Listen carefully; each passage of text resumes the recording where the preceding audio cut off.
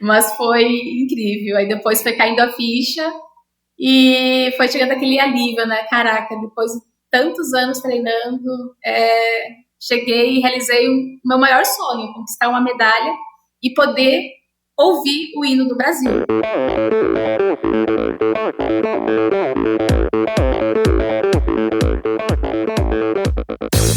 Hi, this is Brett Sutton. Eu sou a Vivi Faveri. Olá, aqui é o Emerson Zerben. Sou o Nicolas Sessler. Aqui quem fala é a Vitória Lopes. Aqui é o Thiago Drius.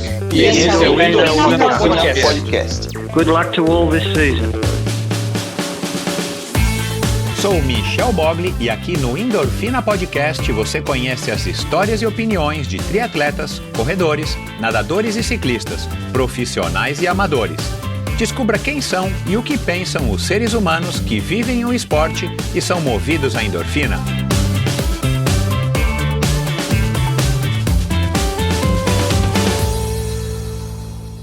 Olá, seja bem-vindo a mais um episódio do Endorfina Podcast. Esse e todos os episódios são editados pela Produtora Pulsante. Siga @Produtora Pulsante no Instagram. Bom, seja muito bem-vindo, seja muito bem-vinda. Para mim é um prazer contar com a sua audiência em mais uma semana, mais um episódio do Endorfina Podcast, rumo ao 6º aniversário. E a convidada de hoje, Aline dos Santos Rocha, uma mulher incrível. Ela me foi indicada por um ouvinte. Eu anotei em algum lugar e peço desculpas a esse ouvinte. E por favor me procure aqui no Instagram para me dizer que foi você, porque no próximo episódio eu vou fazer o reconhecimento. Eu cometi esse deslize aqui, eu não sei onde é que eu anotei, mas graças a esse ouvinte, graças a você, eu tomei conhecimento da Aline e que rapidamente se prontificou a participar do Endorfina, foi super atenciosa, super simpática. Ela acabou aí de ganhar uma medalha de ouro, a primeira no esporte de inverno do Brasil, a primeira no paradesporto, e ela que foi a primeira mulher a participar aí de uma Olimpíada no paradesporto. Uma mulher incrível, com uma história fantástica, e o que eu descobri fazendo a pesquisa e conversando com ela é que ela é uma exímia corredora, já ganhou aí diversas maratonas aqui no Brasil, já foi top 5, top 10 em diversas maratonas das mais importantes ao redor do mundo, e você pode imaginar quais são, eu vou falar aqui delas daqui a pouco. E é uma pessoa super legal, super humilde, que passou por um acidente, um trauma na infância, com 15 anos, o irmão dela estava dirigindo o carro e bateu o carro, e ela acabou saindo desse acidente paraplégica, e isso foi transformador na vida dela, e vocês vão descobrir como é que foi essa história, o que esse acidente, o que o fato dela ter saído desse acidente numa cadeira de rodas viva e numa cadeira de rodas fez com ela para que ela se transformasse na mulher, na pessoa, na atleta, na campeã que ela se transformou. E a gente vai falar disso e de muitas outras coisas aqui. A gente fala um pouco, inclusive, sobre Senhor dos Anéis. Vocês vão perceber que eu cometi uma gafe logo no começo e a reconheci que não sou um dominador do assunto. Ela que é uma fanática por Senhor dos Anéis, pelos Tolkien, pela obra do Tolkien. A gente fala do gosto da medalha de ouro, a gente fala sobre perder com classe, a gente fala sobre os aprendizados da vitória, a gente fala sobre a relação atleta que ela é e treinador, que é o Fernando Orso, marido dela. A gente fala sobre a relação, marido e mulher. A gente fala sobre o desafio, a ousadia dela, ela que é pioneira em diversos aspectos, em diversos fatos esportivos aqui no Brasil, e ela vai contar aqui uma passagem muito bacana, que é um dos pontos altos aí que eu acho que dá para resumir bastante quem é, a história, a personalidade da Aline. Ela e o marido, o Fernando, se mudaram para São Caetano do Sul, eles que são lá de Santa Catarina, /Paraná, se mudaram para São Caetano do Sul para ficar numa kitnet, para viver aí com a ajuda de familiares, de amigos, para tentar a grande sorte e conseguir participar das Olimpíadas do Rio de Janeiro em 2016, fato que ela conseguiu. Então isso mostra aí bastante da força, da resiliência dessa mulher incrível, então, que é uma pioneira em diversos aspectos, como eu acabei de falar. Então foi uma conversa muito ampla, muito legal, uma mulher muito simpática, e que eu tive o prazer de conhecer no dia seguinte a gravação e lá no Centro Paralímpico aqui em São Paulo, que por coincidência ela iria competir. Então, olha, foi um episódio espetacular. Quero agradecer mais uma vez você aqui, Aline, agradecer ao Fernando e parabéns pela história. Muito legal a gente saber que tem pessoas assim aqui no Brasil, que tem pessoas assim simples, pessoas humildes e ao mesmo tempo dedicadas, campeãs, super competentes e com resultados incríveis que inspiram e inspiram não somente a mim, mas inspiram muitas pessoas. Então, para mim foi um enorme prazer e agora compartilhar com você essa história incrível. Afinal de contas, quem é que não gosta de uma boa história, não é verdade? O que para muitas pessoas poderia ter sido o fim, para minha convidada de hoje, um acidente automobilístico sofrido quando tinha 15 anos de idade significou a transformação e a mudança de rumo em sua vida. A paraplegia se mostrou a oportunidade para que ela explorasse um potencial até então desconhecido e uma nova porta se abriu rumo a vitórias pessoais e esportivas. 4 anos após o acidente, ela se tornou uma paratleta e hoje é a única brasileira a ter representado o Brasil tanto em Paralimpíadas de verão como de inverno. O acidente lhe tirou o movimento das pernas, mas o esporte lhe deu asas, e foi através das suas conquistas que ela viajou o mundo para buscar crescer, aprender, inspirar e vencer. Ela venceu nada mais, nada menos do que 5 das 6 edições que participou da Corrida Internacional de São Silvestre. Já venceu as maratonas de Porto Alegre, de Florianópolis, de São Paulo, a meia maratona de São Paulo, a meia do Rio, a volta da Pampulha e as 10 milhas da Garoto. Participou de algumas das principais maratonas do mundo. Foi 9ª colocada em Nova York, 6ª colocada em Chicago, 4 vezes top 10 em Londres, incluindo um 5º lugar, 4ª colocada em Boston e 4 vezes top 5 em Berlim, com um bronze em 2021. Nos Jogos do Rio 2016, disputou 3 provas, os 1.500, os 5.000 e a maratona. Em todas elas foi top 10. Ela é a atual recordista brasileira dos 100 e dos 1.500 metros.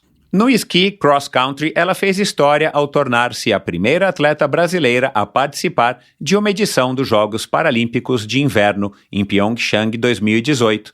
E na edição de Beijing, em 2022, foi top 10 nas 3 provas que disputou.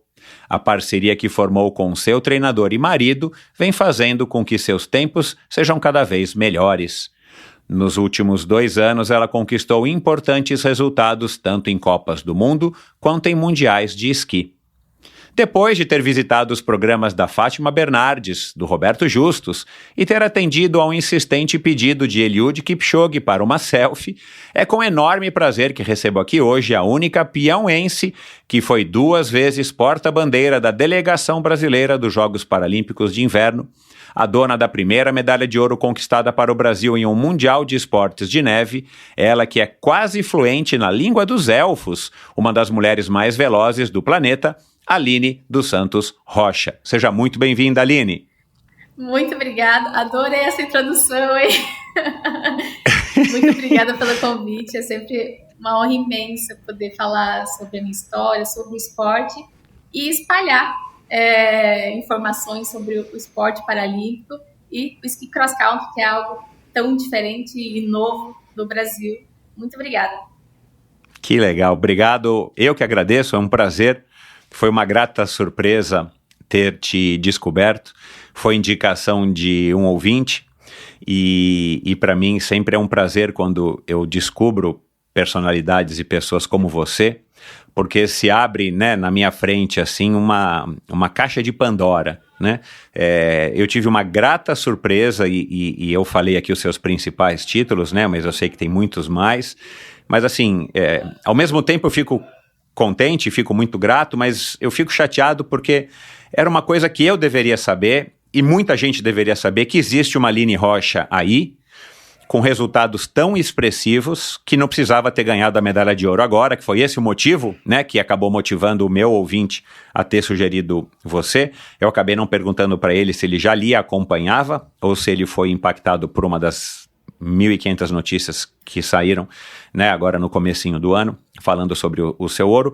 Mas você tem uma carreira muito longa, com muitos resultados, e E isso eu acho que, puxa, cara, de novo, eu tô aqui para dar um pouco de luz para isso, mas eu sou um grãozinho de areia nesse oceano de tantos veículos de comunicação, principalmente os veículos de massa, né? Com tantos resultados, e a gente não precisa nem falar do esqui, né? A gente vai falar um pouco da corrida, claro, mas você tem tantos resultados expressivos na corrida, em corridas tão expressivas, como as maratonas que eu citei, como a São Silvestre, né, que eu acho que é a corrida mais famosa do Brasil, e a gente não fica sabendo, né, cara? Então, assim, mais uma vez, eu quero te parabenizar, porque eu imagino o quanto isso também acaba sendo talvez um pouco frustrante. Eu quero que você fale um pouco disso, porque você é uma excelente atleta com resultados fantásticos, mas você não tem o espaço que talvez você devesse ter, que certeza que você devesse ter, e que algumas outras pessoas têm, com talvez resultados não tão expressivos, né? E talvez a gente não precisa ficar dizendo que você entra e alguém sai, mas assim, a gente tinha que ter nesse nosso país, né, se a gente quer ser um país decente do ponto de vista esportivo, espaço para todo mundo e também para o paradesporto, já que nós somos uma potência, sim, olímpica paradesportiva, né? Mas vamos lá, antes de a gente cair nesses assuntos, e a gente pode até se aprofundar em algum deles, eu quero muito ouvir sua opinião. Falemos um pouco então aqui agora sobre o Senhor dos Anéis, né? Eu fiz uma brincadeira aqui com a língua dos elfos, mas eu não conheço quase nada, né? Eu sou bem mais velho do que você, e a minha filha pequenininha já quis assistir Senhor dos Anéis. A minha filha mais velha tinha alguns filmes e ela assistiu, ela se encantou um pouco, mas ela não deve entender 1/10 do que está acontecendo ali, porque ela é muito novinha. Eu acabei assistindo alguma coisa e tal, mas é óbvio, eu sei, eu tô ligado pelo menos nesse mundo, eu sei que é uma febre, né? Tem até uma modalidade esportiva, que agora me fugiu o nome, quadribol, não sei se você já ouviu falar, que as pessoas copiaram o que o Tolkien inventou no Senhor dos Anéis e joga-se uma espécie de futebol montado em vassouras voadoras. Aí é o Harry Potter. Eu tô confundindo, Eu também gosto muito. Bom, mas enfim, tá vendo como eu sou um cara ignorante. Mas eu vou parar aqui, porque senão eu vou me revelar um cara mais ignorante ainda nesse assunto. Mas eu queria que você falasse por que você é tão apaixonada assim, o que te chama a atenção para você, como você me relatou, né? Você é uma pessoa que consome tudo quanto é tipo de conteúdo sobre esse assunto. Eu sempre fui muito da leitura. Então, histórias e... Eu conheço poucas pessoas que gostem tanto quanto eu. Na verdade, dos meus amigos, ninguém acaba gostando tanto. Mas sempre me chamou muita atenção esses livros de fantasia, de histórias totalmente diferentes. E a série do Senhor dos Anéis, do Hobbit também, sempre me encantou muito. Desde os livros, eu li todos os livros. E quando for surgindo os filmes, eu fui assistindo também. E, inclusive, um dos meus maiores sonhos é ir para Nova Zelândia para ficar hospedado nas cabanas do Hobbit. Já me hospedei no Brasil, em Gramado. Tem as casinhas típicas do Hobbit, que é uma coisa mais linda, que é igual dos filmes, dos livros. Mas um dia eu vou lá para Nova Zelândia para me hospedar lá. Mas o Harry Potter eu também sou muito fã. Inclusive... Já fui tantas vezes para a Maratona de Londres e nunca fui conhecer a plataforma 9¾ que é a plataforma do filme, né? Mas eu quero muito ir lá também para poder conhecer. E o que é essa plataforma? Eu não sei. É onde foi gravada as cenas do filme, que é dentro do metrô. Entendi. Que legal. Bom, com certeza eles criaram lá um circuito turístico e deve ter de vários outros filmes, claro. Que legal. E o que de novo, mas o que você vê assim que é tão legal? É a mágica, é a magia? O que é assim que te atraiu? Isso, a mágica, a fantasia, o fato de ter sido criado não só uma história, mas um mundo todo. Nas histórias de Tolkien, ele criou desde o início dos tempos, como foi surgiu o universo, as diferentes, os hobbits, os elfos, os trolls, como surgiu tudo. Ele criou inclusive a língua que cada um fala, ele criou. Então toda essa história, essa magia me encanta muito, e é por isso que eu acabo gostando muito dele e assisto vários vídeos do YouTube, de youtubers que falam sobre o assunto. e falo curiosidades. Então, essas coisas me cativam bastante. Que legal.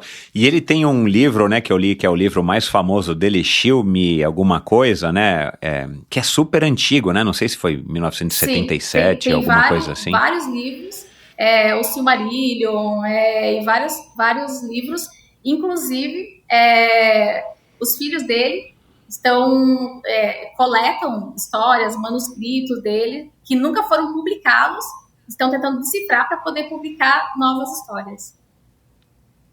Caramba, meu. Cada coisa que existe por aí, né? Nada como a internet pra gente ficar sabendo de tudo isso. Porque, puxa, na minha infância, na minha adolescência, você não tinha noção de nada disso, né? Você ficava sabendo dos grandes, dos mais famosos e tal. E tudo bem que ele se tornou um cara super famoso e ele é de 1926, se eu não me engano, né? Caramba, meu. Que legal. Aline, vamos falar um pouco de esporte, né, que é a nossa praia, mas qual que é o gostinho da medalha de ouro, assim, né, qual foi o gosto, se você mordeu ela, né, que eu imagino que você deva ter tirado aquela foto tradicional que eu não sei quem que inventou mordendo, mas no sentido metafórico, assim, como é que foi ter ganhado essa medalha de ouro, coroando uma carreira que, pelo que eu interpretei aqui, você está numa ascendente bacana, né, você vem crescendo a cada ano. Então você ainda não chegou no seu auge, né? É assim que a gente espera. Como é que foi esse momento? Exato. Como é que foi esse momento? O que você sentiu? Como é que você descreve? Então, primeiro eu não acreditei. Quando eu terminei a prova e eu vi que ninguém passou por mim, que eu fui a primeira a passar a linha de chegada, primeiro eu fiquei incrédula. Eu sabia que eu estava no meu melhor momento, que eu estava muito bem preparada. Eu já tinha conquistado uma medalha de bronze na prova de longa distância, que foi a minha primeira medalha no Mundial. Já estava muito feliz. E a prova do sprint, eu sabia que eu poderia brigar pelo quarto, terceiro lugar, mas eu não imaginava o primeiro. Queria muito, mas não imaginava. Então, primeiro eu fiquei incrédula, dizendo, não acredito o que aconteceu. Eu falei pro Fernando, o Fernando chegou lá gritando, o que aconteceu? Eu não acredito. E ele, realmente, isso aconteceu. Tive que assistir várias vezes a prova para ver o que tinha acontecido. Se não tinha acontecido um acidente lá atrás, que as outras meninas não chegaram em mim. Mas... Que também não tiraria o seu mérito, né? Mas foi incrível. Aí depois foi caindo a ficha e foi chegando aquele alívio, né? Caraca, depois de tantos anos treinando, cheguei e realizei o meu maior sonho, conquistar uma medalha e poder ouvir o hino do Brasil. Porque até então, terceiro lugar, você vai pro pódio, mas você não toca o hino do seu país. Exato. Mas ir lá e ouvir o hino do seu país sendo tocado numa modalidade de neve deixou todo mundo surpreso. Se você tivesse que aguardar, né? Se fosse uma prova que você tivesse que aguardar para saber o resultado, foi uma prova que você executou quase perfeita? Como é que foi a sua avaliação? Você já deve ter feito um debriefing dessa prova algumas vezes com o Fernando, assistido e tudo mais. São quantos minutos, Aline? 3 minutos e pouquinho, é isso? 3 minutos, isso. Isso. E a que você tirou bronze, que você ganhou bronze na longa distância, são 18 quilômetros, é isso? Isso. Uhum. Quer dizer, uma diferença enorme. Quanto é que você fez nos 18 quilômetros? 1 hora. Olha, de 1 hora para 3 minutos é a mesma coisa. E eu quero falar disso, né? Você é recordista brasileiro dos 100 metros, mas você ganha maratonas, né? Eu quero saber como é que você trabalha isso daí. Mas você acha uma prova que beirou a perfeição ou ainda há muito o que corrigir? Sim, nesse dia, na prova do sprint, eu acho que eu estava bastante tranquila. E a gente fez uma estratégia muito boa, eu junto com o Fernando. Então, na prova da qualificatória, a gente sabia que uma única atleta ficaria de fora da semifinal. Então, eu poderia fazer uma prova sem dar o 100%, para não me desgastar. Claro. Mas ainda teria que ser forte para mim poder testar como eu estava no percurso. Então, eu fiz uma prova controlada e terminei com o segundo melhor tempo da prova. Então já foi um tempo excelente. Já fiquei animada. Na qualificatória, eu estava lado a lado com uma das favoritas da medalha. Então, ali eu já fiz uma segunda estratégia para me comparar ali lado a lado com ela, né? Então, eu terminei a semifinal com a primeira colocação. Já fiquei também, bom, tá dando certo as estratégias, mas sabia que também, como passava 3 atletas de cada bateria, a minha colega também não precisava ali também dar o 100%, então não poderia estar você nunca sabe o que o outro está fazendo, é claro. E na prova de sprint, os atletas têm categorias funcionais diferentes de acordo com a sua deficiência. Então, uma atleta largou na minha frente, porque ela é uma categoria abaixo da minha. Teoricamente, ela seria mais lenta na largada. Eu largo 2 segundos atrás dela, por causa da minha deficiência, e alguns atletas largariam atrás, porque tem uma amputação ou porque são atletas mais fortes. Então, no tempo real, os atletas que largariam atrás de mim, eles têm um melhor desempenho. Mas eles fazem um sistema de cálculo para que todo mundo chegasse na linha de chegada ao mesmo tempo. Para que fosse... Interessante, pudesse competir todas as deficiências juntos, mas todo mundo ter... as mesmas chances. Isso mesmo. Então, eu larguei 2 segundos atrás dela, minha estratégia era colar nela, até a metade da prova, estar junto dela, e ela geralmente é mais forte do que eu na largada. E o Fernando disse, terminando a subida, você tem que estar pelo menos ao lado dela, porque no sprint ela era mais forte que eu. E isso aconteceu, eu cheguei na subida, estava ao lado dela, já vi que estava dentro do plano. Começou uma leve descida, já consegui ir passando, e na reta final é onde os atletas que têm a menor deficiência acabam chegando na gente. E nesse momento eu dei o meu gás final e vi que ninguém estava chegando em mim e foi assim até a linha de chegada. Então eu acredito que foi uma excelente estratégia, foi uma boa prova e deu certo o treinamento. O Fernando esperava muito uma medalha, uma ótima colocação, ele ficou louco, ficou extremamente animado, mas eu não esperava que o meu melhor desempenho fosse na prova do sprint. Esperava que fosse no middle distance, na média distância ou no long distance. Caramba, meu, que bacana, cara, e aí eu comparo muito com provas de natação ou mesmo, né, de velocidade na corrida, na pista, né, apesar de ser uma prova muito curta, tem todo esse nível de estratégia.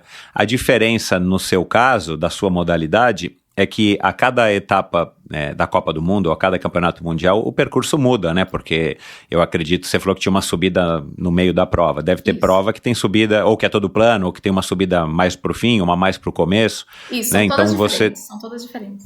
Você tem que se adaptar àquela situação. E essa, só por curiosidade também, qual é a distância desses 3 minutos? Eu acabei 100 metros? Foi 1 quilômetro. 1 quilômetro. 1 quilômetro, perdão, claro, 3 minutos, obviamente que não. Essa característica de ter uma subida mais para o meio, para você também é legal pelo seu biotipo, pela sua característica de competição? Não, geralmente eu tenho melhor desempenho em provas mais planas, porque eu consigo manter por bastante tempo a mesma velocidade. Provas com subida, eu acabo tendo um pior desempenho, seja no esqui ou seja na corrida, nas provas de maratona. Então, aí que foi uma surpresa a mais. Então, quer dizer, você se superou mais ainda, né? Isso, mas nos dias antes da prova, o Fernando já vinha focando em sprints, velocidade máxima, e em subidas. Fiz muita subida antes da competição, muita subida. Justamente para a gente trabalhar essa parte que geralmente eu sou prejudicada. Entendi. O teu nível de esqui hoje, perto das suas competidoras, ele tá igual, ele tá inferior e já até dependendo da competidora, um pouco superior? Porque as suas competidoras provavelmente elas vêm de países onde a pessoa tem contato com a neve com muito mais facilidade e claro, né, desde muito jovem, né? Como é que tá o teu nível de esqui? Você, pelas minhas contas, você conheceu o esqui e provavelmente a neve também em 2017, é isso? Eu comecei em dezembro de 2016. Eu participei de 15 dias treinando na Suécia. Em janeiro de 2017, eu já participei da minha primeira competição. O início é muito difícil. Fazer esse esporte na neve é totalmente insano, frio, as condições de neve, é algo que demanda muito tempo para se ajustar, o equipamento. As minhas primeiras competições eu passava mais tempo caída do que esquiando, porque desliza muito, né? O esqui, para cair é muito fácil, porque não tem freio, não tem sistema de direção, é tudo no controle corporal. Então, para frear o equipamento, a gente tem que fazer uma manobra, faz o drift, né? Vai derrapando na neve para frear. Então, foram alguns anos para começar a deslanchar, começar a competir sem ter nenhuma queda. A primeira Paralimpíada, em 2018, também. Todas as provas eu fui capotando. Mas hoje eu já consigo fazer uma prova bem consistente, sem ter quedas, os treinamentos evoluiu muito. E nós temos um equipamento, nós conseguimos ajustar um treinamento muito bom no Brasil. Nós temos o roller ski, que é um sistema que a gente, de rodinhas que a gente usa no asfalto, o mountain board, que é um skate de montanha. Eu vi, cara, na grama, cara. Na grama, caramba, ele acaba simulando mais esse jogo corporal que a gente usa na neve. E é claro que a gente precisa dessa temporada na neve para fazer esse ajuste fino, mas eu acredito que hoje a gente está conseguindo se comparar aos atletas lá fora. Nossos resultados dos atletas do Brasil, não só o meu, assim, do Christian também, que ele também foi medalha de bronze no mundial. Eu vi. A gente está conseguindo, não está perdendo agora para os atletas que estão lá fora. E antes dos Jogos Paralímpicos, inclusive, a gente ficou 4 meses direto na Europa, passando por vários países, treinando em diversos tipos de neve, porque nós temos um percurso para competir, mas de manhã pode estar fazendo 10 graus negativos, de tarde já pode estar 0 graus com sol. Então, só essa diferença já muda completamente o tempo que seria desse mesmo percurso. Então, a gente tem que treinar em vários tipos de neve para se ajustar. Cara, espetacular. Você com certeza conhece a Mika, né? Sim, conheci. Ela também começou em 2017, pelo que eu me recordo aqui, né, da nossa conversa. Eu precisava acessar aí as anotações. Mas essa história, né, de brasileiros e brasileiras se aventurando nos esportes de neve é uma coisa muito bacana, né? Porque além da dificuldade de você ter acesso, a gente não tem um histórico nenhum, com raríssimas exceções, né? Há alguns brasileiros, né, que competiram, inclusive, na Olimpíada do ano passado, que eu não me recordo agora o nome deles, mas tem 1 ou 2 que, inclusive, falam português até com dificuldade, porque são brasileiros de passaporte, mas foram criados em países de neve. Agora, da cidade de Pinhão, que você disse que só nasceu lá, né? Na cidade de Pinhão, você com certeza é a primeira, né? O que me conta um pouquinho, você já contou, mas eu quero que você conte aqui para o ouvinte, o que você foi fazer, ou que sua mãe foi fazer para você nascer em Pinhão, então, lá no Paraná? Minha família é meio nômade. O meu pai, ele sempre trabalhou em barragem, em construção de barragens. Então, por isso, sempre que tinha uma barragem em algum lugar, eles iam se mudando para que ele pudesse trabalhar nesse local. Então, por isso, eu nasci em Pinhão, mas só nasci mesmo, porque a gente já foi morar em outras cidades do Paraná. E até os meus 10 anos de idade, a gente não se estabeleceu em um local. Foi só quando eu fiz 10 anos, que aí em Santa Catarina, a minha mãe foi morar em Campos Novos, e meu pai também, para a criação de uma barragem que tem lá em Campos Novos. E aí lá a gente se estabeleceu, meu pai mudou de emprego, começou a trabalhar como vigilante, e aí de lá eles não saíram mais. Aí eu acabei saindo de lá por causa do esporte mesmo, para ter uma melhor estrutura de treinamento, mas foi por isso. Até os 10 anos era nômade. De qualquer maneira, de Campos Novos, uma Campos Novense também, você deve ser a primeira, né, a ter conseguido uma medalha nos Jogos Olímpicos de Inverno, né?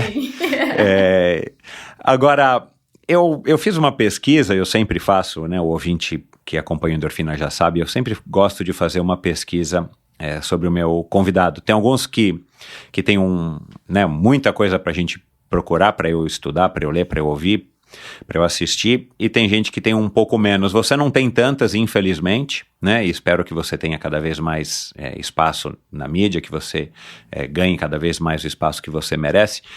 Mas no teu Instagram a gente consegue, no Instagram das pessoas, a gente consegue, né, ter uma boa noção a respeito de quem é a pessoa e principalmente dos esportistas, no caso do Endorfina, dos resultados, das conquistas, e há sempre algumas legendas muito interessantes. E eu pesquei aqui uma legenda que você fez, eu acabei não anotando aqui a data ou ano dessa legenda, mas que me chamou muito a atenção. Você está com quantos anos hoje, Aline? 31 anos.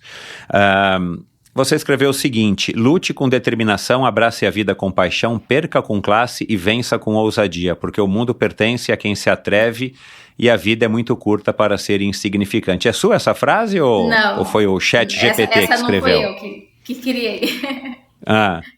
Essa eu peguei Mas você lembra quem que é o autor? Mesmo. Tá. Eu não me recordo quem foi o autor, não me recordo. Tá. O que me chamou a atenção disso tudo que você escreveu é esse perca com classe, né? Você aprendeu isso com quem? Ou quando é que você aprendeu que perder também faz parte, né? E, na verdade, a gente perde muito mais do que a gente ganha no esporte, né? Com, acho que, nenhuma exceção. Me fala um pouco disso, assim, como é que você aprendeu isso? Perca com classe. Olha, eu acredito que eu aprendi isso justamente com as minhas colegas de modalidade. Na corrida em cadeira de rodas, a gente corre como se fosse um pelotão nas provas longas, como se fosse um pelotão de ciclismo. Uhum. Então, sozinha, eu posso fazer uma prova de 1.500 metros em 3 minutos e 30. Mas se eu estiver junto com as minhas colegas, a gente pode fazer uma prova de 1.500 metros em 3 minutos e 20. É muito difícil a gente aprender a correr o risco de perder uma prova para fazer um bom tempo, para que o grupo possa fazer um bom tempo. Mas no final, para uma convocação, o que importa não é o meu primeiro lugar aqui, o que importa é o tempo que vai estar lá no ranking mundial. Então, se eu ficar em segundo lugar, mas fizer a marca, eu vou entrar. E pode ser que todas as minhas colegas entrem junto comigo numa competição importante que a gente precisa ser convocada. Então, eu acredito que é justamente isso. Perder com classe, mas sabendo o que realmente importa naquele momento. Nem sempre o que importa mais é o primeiro lugar. E sim o tempo da prova que vai definir se vai haver uma convocação ou não. E em Jogos Paralímpicos é isso que acontece. Muitos atletas estão sozinhos naquela prova, competindo contra equipes grandes. Então, às vezes, a gente tem que não pensar só em nós na prova, pensar como um grupo e deixar para definir ali só nos últimos metros mesmo, para poder levar o nosso país, porque o que vai importar ali é a nossa bandeira. Cara, legal demais. Já que a gente está falando de perder, vamos falar das lições que você tem aprendido com as suas tantas vitórias. Como é que você encara hoje essa sensação de vencer? Né? Você acabou de ter uma vitória a mais importante da tua carreira e tomara que seja, não seja a única mais importante, que você siga vencendo cada vez mais. Mas assim, o que você tem aprendido desde a sua... Você lembra qual foi a sua primeira vitória? Minha primeira vitória foi na São Silvestre. Na São Silvestre? De cara na São Silvestre? Em 2014, isso. Olha lá. Então, desde aquela primeira vitória que deve ter sido espetacular, quer dizer, que foi espetacular, certeza, né? Porque a primeira a gente nunca esquece. Mas o que você tem aprendido com as vitórias, já que você, felizmente, tem bastante no seu currículo? Acredito que eu aprendi a nunca ficar confortável na posição do pódio. Porque muitas vezes a gente acaba se iludindo um pouco com uma competição vou para São Silvestre, venci, mas isso não significa que quando eu chegar lá fora eu vou ter o mesmo resultado. Então, o fato de eu ter uma vitória não significa que eu não vou ter que trabalhar ainda mais duro para evoluir ainda mais. Então, a gente nunca está confortável no lugar onde eu estou. Sempre buscar evoluir cada vez mais. E acredito que é isso. Acredito que foi isso que eu mais aprendi a ter foco, empenho, dedicação. Cada vitória também acaba motivando, né? É os dois lados. Acaba motivando a trabalhar ainda mais duro, mas também, ao mesmo tempo, não ficar confortável com aquela posição. Você já teve em alguma circunstância que você iria ganhar uma prova, talvez no esqui ou mesmo na corrida, e de repente você errou uma curva, você caiu, você, sei lá, se embaralhou em algum movimento, ou se distraiu, e você perdeu, assim, por besteira? Sim, já aconteceu muitas vezes. Muitas vezes eu acreditava que estava ali na minha melhor condição física, preparadíssima para aquela prova, mas a cabeça que acabou não ajudando. Acho que esse também, excesso de confiança, mas que não ajudou e não fiz a prova com foco, acabei me atrapalhando. Já aconteceu muitas vezes, e aí eu precisei também trabalhar duro. Inclusive faço trabalho com psicóloga já há muitos anos para aprender a controlar as frustrações de cada prova, seguir para a próxima e a não cometer o mesmo erro, né? A sempre ter o foco, claro, a atenção naquilo que eu estou fazendo no momento. Mas já aconteceu várias vezes, sim, de perder uma prova por besteira. E você é uma pessoa que se cobra muito? Você Sim. É muito exigente, dura com você mesmo? Mais do que o Fernando? Ai, já não sei se... Fernando é um carrasco. Todo mundo fala que ele é um carrasco. Eu já vi você escrevendo isso. Mas eu me cobro muito, sim. Eu me cobro bastante. Quando eu vejo a planilha, o que está escrito, a meta para cada dia, para cada exercício, sempre vai ter uma frustração ali quando não vem aquela velocidade, aquela marca desejada, mas não me frustra a ponto de atrapalhar o treino para o dia seguinte. Eu sempre busco perceber o erro, o que aconteceu no dia e o que poderia ter melhorado para que na próxima eu já tento fazer melhor. Mas foram muitos anos para conseguir controlar isso. Você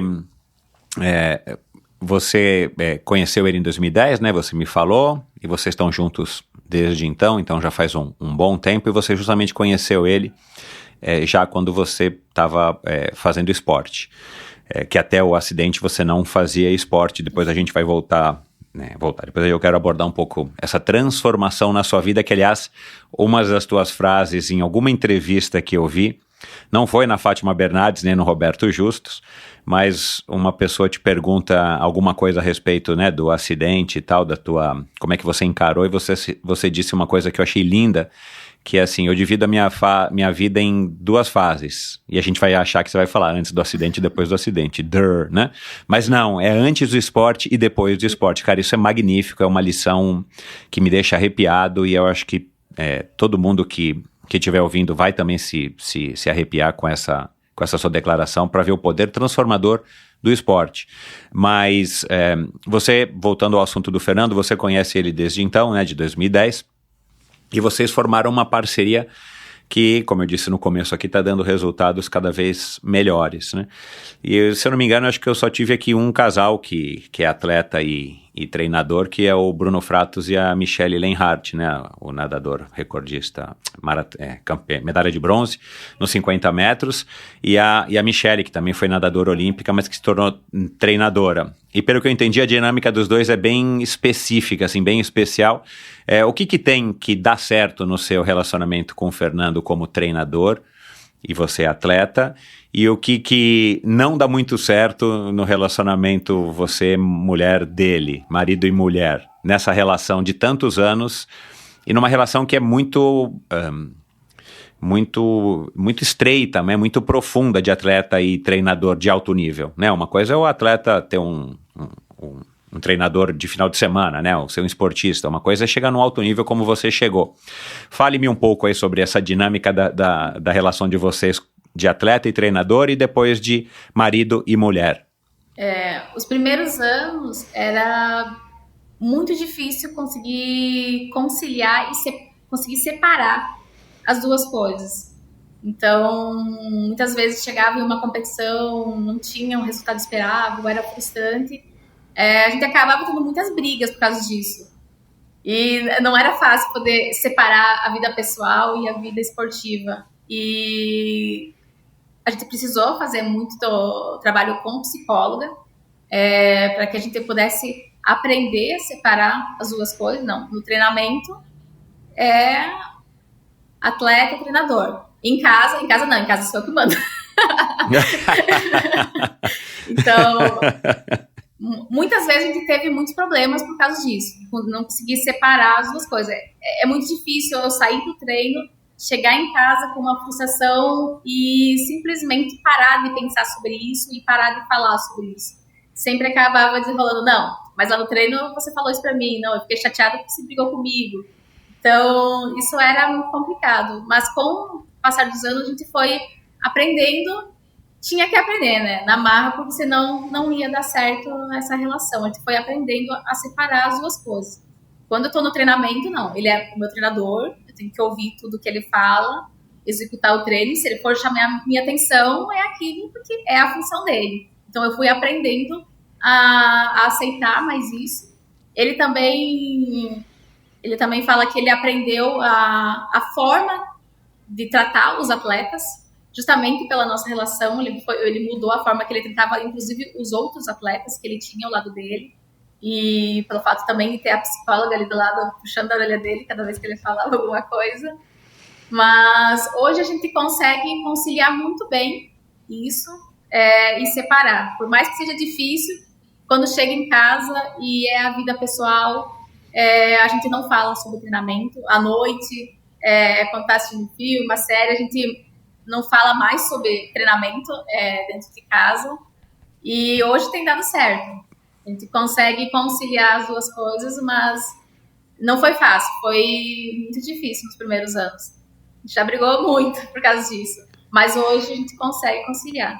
E o fato de ter alguém ali comigo, ele é treinador, é especializado em esporte, a vida dele também é o esporte. O sonho dele também é ter um atleta que conquiste uma medalha em Jogos Paralímpicos. O meu sonho é conquistar uma medalha em Jogos Paralímpicos. Então a gente segue o mesmo sonho e isso acaba facilitando muito também. Ele sempre está comigo nas viagens, no dia a dia, no treinamento. Eu acho que isso é algo que me ajudou muito a ter toda essa evolução. Duas coisas. Vocês já pensaram em alguma fase do relacionamento profissional de vocês em cada um seguir um caminho? Ele vai treinar outros atletas, que ele tem outros, né, também? E você vai treinar com outro treinador? Já passou isso pela cabeça? Vocês já chegaram a experimentar isso para ver se funcionaria melhor? Porque você tem que fazer esse equilíbrio, né? Você tem que arrumar o melhor treinador para você, mas ao mesmo tempo você quer manter um casamento funcional, Sim. Né? Passou já isso pela cabeça de vocês? Na fase de conquistar a vaga para os Jogos Paralímpicos de Tóquio, eu estava começou a pandemia, começou a cancelar todas as provas, a gente não tinha mais para onde correr para fazer marca para os Jogos. O Fernando começou a ficar muito frustrado com os treinamentos. A gente passou por uma fase que a gente começou a estagnar no treinamento. Eu não estava mais evoluindo. Eu tive alguns anos evoluindo muito e depois parei, e justo nessa fase para Tóquio a gente não estava conseguindo evoluir, ter boas marcas, e ele começou a se questionar se era o treinamento dele. Ele começou a passar por uma fase difícil, e realmente ele pensou em parar de passar treino para mim, para que eu fosse treinar com outro técnico, mas não foi algo relacionado bem à nossa relação marido e mulher e atleta. Foi mais essa frustração no treinamento mesmo, por ele achar que estava fazendo algo errado, que eu não estava evoluindo. Mas isso juntou um monte de fatores na época, de pessoal dele, ele começou a entrar num processo, ele acreditava que o treinamento dele não estava surtindo efeito, aí a gente parou para pensar, bom, vamos começar do zero. Ele começou a rever tudo que ele tinha de planejado, de treinamento, de metodologia. Ele resolveu meio que esquecer tudo que ele tinha e recomeçar tudo do zero para que ele pudesse encontrar o erro que estava acontecendo para que eu não estivesse mais evoluindo. Ele entrou em férias. Na época a gente estava treinando no Centro Paralímpico Brasileiro, morando em São Caetano do Sul. Ele entrou em férias. A gente foi para os Estados Unidos passar uma temporada de treino junto com a equipe americana.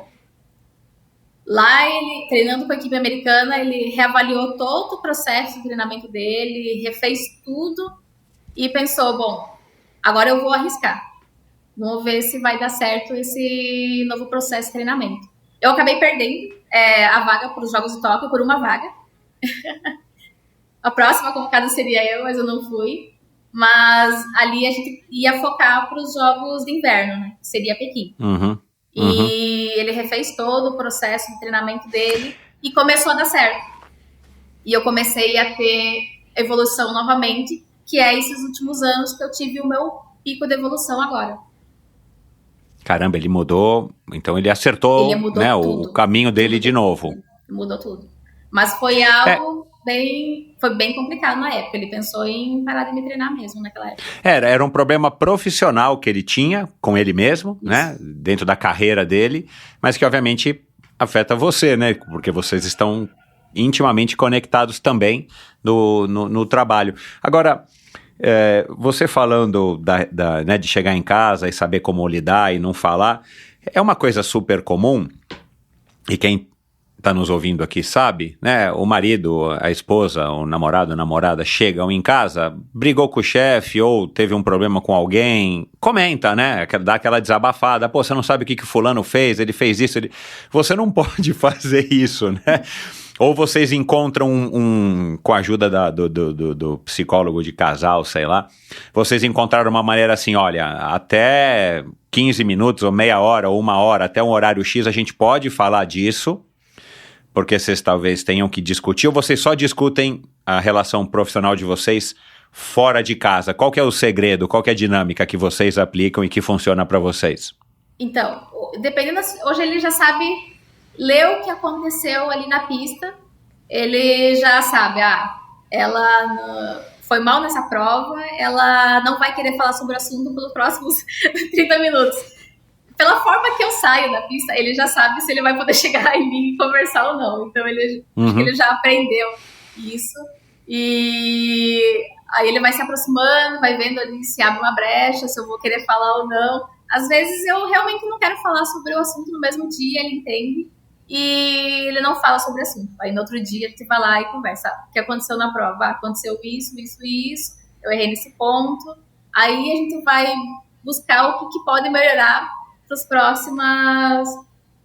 as próximas provas. Mas o que acontecia muito no início, que a gente tinha muito conflito, era eu saí de uma prova.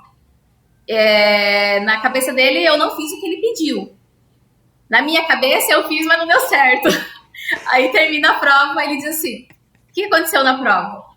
Só que eu já tô frustrada, e o fato dele vir falar, eu penso, ele tá bravo. Aí eu já começo, não aconteceu nada. E essa forma de falar que era bem complicada no início, então a gente acabava brigando por causa disso. Ou saía de uma maratona frustrada, chegava no quarto do hotel, pronto, agora a gente tem que ficar o dia todo ali junto. Os dois bravos, porque a prova não foi o resultado que era para ser, a gente acabava brigando por causa disso. Mas hoje a gente já aprendeu e já sabe ter essa leitura. Bom, melhor esperar um tempinho, esperar ela se acalmar e a gente vai lá e conversa.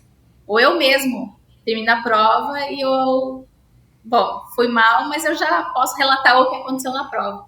A gente já aprendeu a conciliar isso. Mas desde 2016 eu tenho uma psicóloga esportiva. Então, ela sempre está junto do treinamento. Então, ela avalia toda a nossa relação ali, dentro da pista, dentro do próprio treinamento, a forma que que ele me passa um comando, a forma que eu reajo ao comando que ele me passa, o que eu realizo depois. Então, toda semana a gente tem atendimentos. Inclusive, ela está junto com a nossa equipe de ski cross country agora, trabalhando com todos os atletas. Ela viaja para a competição, ela foi junto para os Jogos Paralímpicos de Inverno. Então, eu acredito que o fato de ter ela sempre junto também acabou contribuindo muito com isso, mas era complicado mesmo. Qual é o nome da psicóloga? Cristina. Legal. Cristina o quê? Você lembra? Cristina Nunes Miguel. Ah, legal. Ela bacana, trabalha vou acompanhá-la. Não só com o esporte paralímpico, ela trabalha com a ginástica olímpica, trabalha com vôlei, trabalha com várias outras modalidades. Já trabalhou com futebol também. Legal.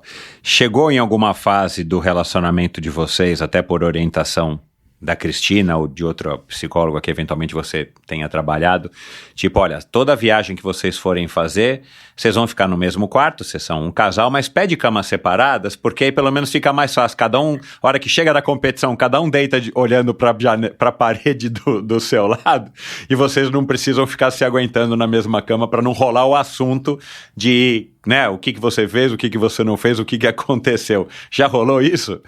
Nesse ponto aí, não, até que não. Não chegou nesse ponto. Ela conseguiu controlar antes.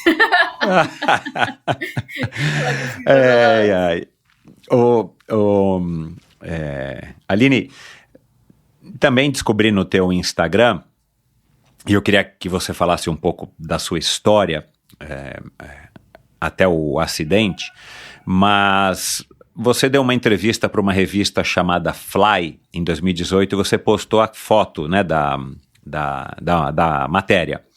E aí eu abri no computador e fui lá ler para ver se eu pescava alguma coisa. E lá você disse algo que você estava passando por um período turbulento e vulnerável, ou que a adolescência, você tinha 15 anos quando você se acidentou, né, que era um período turbulento e vulnerável, os problemas sociais do Brasil e tudo mais.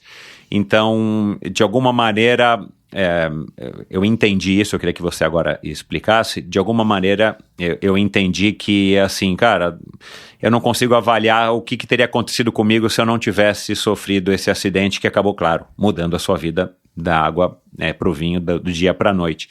Fala, você lembra mais ou menos qual era esse contexto e se você de fato disse isso, eu pesquei isso da matéria, né? Sim, período sim. turbulento e vulnerável e os problemas sociais do Brasil e tal, né? O que você quis dizer com isso exatamente? Eu sofri um acidente de carro, eu tinha 15 anos de idade. E é isso que eu quis dizer, a idade mais difícil. O corpo, a vergonha de estar numa condição diferente. Eu sofri um acidente, eu estava cursando o primeiro ano do ensino médio, então eu acabei perdendo aquele ano escolar. E aí eu saí do hospital e eu fui ficar na casa da minha mãe. Uhum. Enquanto eu estava em casa, estava tudo tranquilo. Era como se a ficha não tivesse caído ainda de que eu estava em uma condição diferente. Mas no ano seguinte, eu tive que retornar para a escola. No meu primeiro dia de aula, eu pensei, caraca, eu estou numa cadeira de rodas. E agora eu tenho que ir para a escola, onde todo mundo já me conheceu praticamente a vida inteira, desde que eu morava em Campos Novos. E eles vão me ver diferente. E eu fiquei com muita vergonha. Eu não queria ir para a escola naquele dia, não fazia jeito nenhum numa cadeira de rodas. E aí eu fui arrastada. Na época, eu fazia parte de uma igreja, a minha mãe chamou o pastor da igreja para ir estar em casa. E ele me levar à força para a escola, que ficava a 2 quadras da minha casa, era pertinho. E eu fui xingando o pastor, eu fui chorando, dizendo, eu não quero ir para a escola de jeito nenhum, eu quero ir morar no meio do mato, na casa do meu pai. Eu fui chorando, e a minha mãe disse para mim, se você não quiser ficar na escola, você me liga que eu venho te buscar na hora do intervalo. Mas você vai ficar na escola sim. E eu achava que eu ia sentir muita vergonha, que os meus amigos iam olhar para mim e não iam gostar de mim novamente pelo fato de estar numa cadeira de rodas. Mas acabou que foi diferente do que eu pensava. Eles me receberam de braços abertos, os meus professores, os colegas. E foi a melhor coisa que eles fizeram para mim, foi me arrastar com a cadeira de rodas da sala de aula. E daí eu não liguei para minha mãe no intervalo, fiquei na escola e continuei indo nos dias seguintes. E foi a melhor coisa que aconteceu comigo. Acho que para mim começar o processo de me aceitar novamente naquela nova condição. Os meus colegas, eles foram fundamentais nisso. Sempre me incluíam em todas as atividades, em tudo isso, mas o que eu falo de não sei o que seria da minha vida se não tivesse sofrido acidente.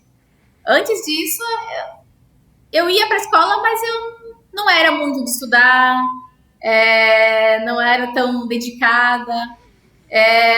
Aos 15 anos, nossa, estava sendo uma fase bem, bem difícil mesmo, com a família também. E às vezes a gente diz que há males que vêm para o bem. Então, talvez uma tragédia foi preciso para que eu tivesse de novo um rumo na minha vida. E realmente, se não tivesse o presidente, eu não sei o que eu seria, o que eu faria, como eu estaria hoje. Foi uma fase, pelo menos para a grande maioria das pessoas, né, isso tem respostas até, explicações até fisiológicas, é uma fase normalmente complicada, né, essa adolescência, né? E quanto tempo que você acha que demorou, ou você percebeu que, bom, agora eu sou essa Aline, que eu sou a mesma, mas agora eu tenho essa situação que eu dependo de uma cadeira de rodas, eu não vou ter a liberdade que eu tinha, mas ao mesmo tempo dá para eu seguir a minha vida e fazer o que eu quiser, quando eu bem entender. Como é que foi esse processo? Foi um processo muito doloroso e ele demorou muito? Ele demorou quanto? Você teve ajuda de psicólogos, além da turma da escola, dos amigos, das amigas, dos seus pais, dos seus irmãos? Seus irmãos são mais novos, os seus 3 irmãos? Meu irmão é mais velho. Eu tenho um irmão mais novo e 2 irmãos mais velhos.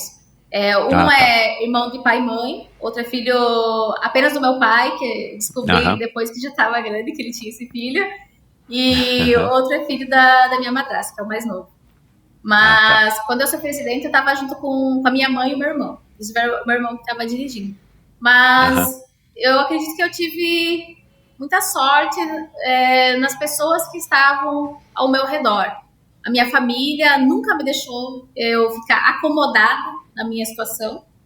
A partir do momento que eu já pude ficar na cadeira de rodas, transitar pela casa, já me botaram para fazer as atividades domésticas novamente.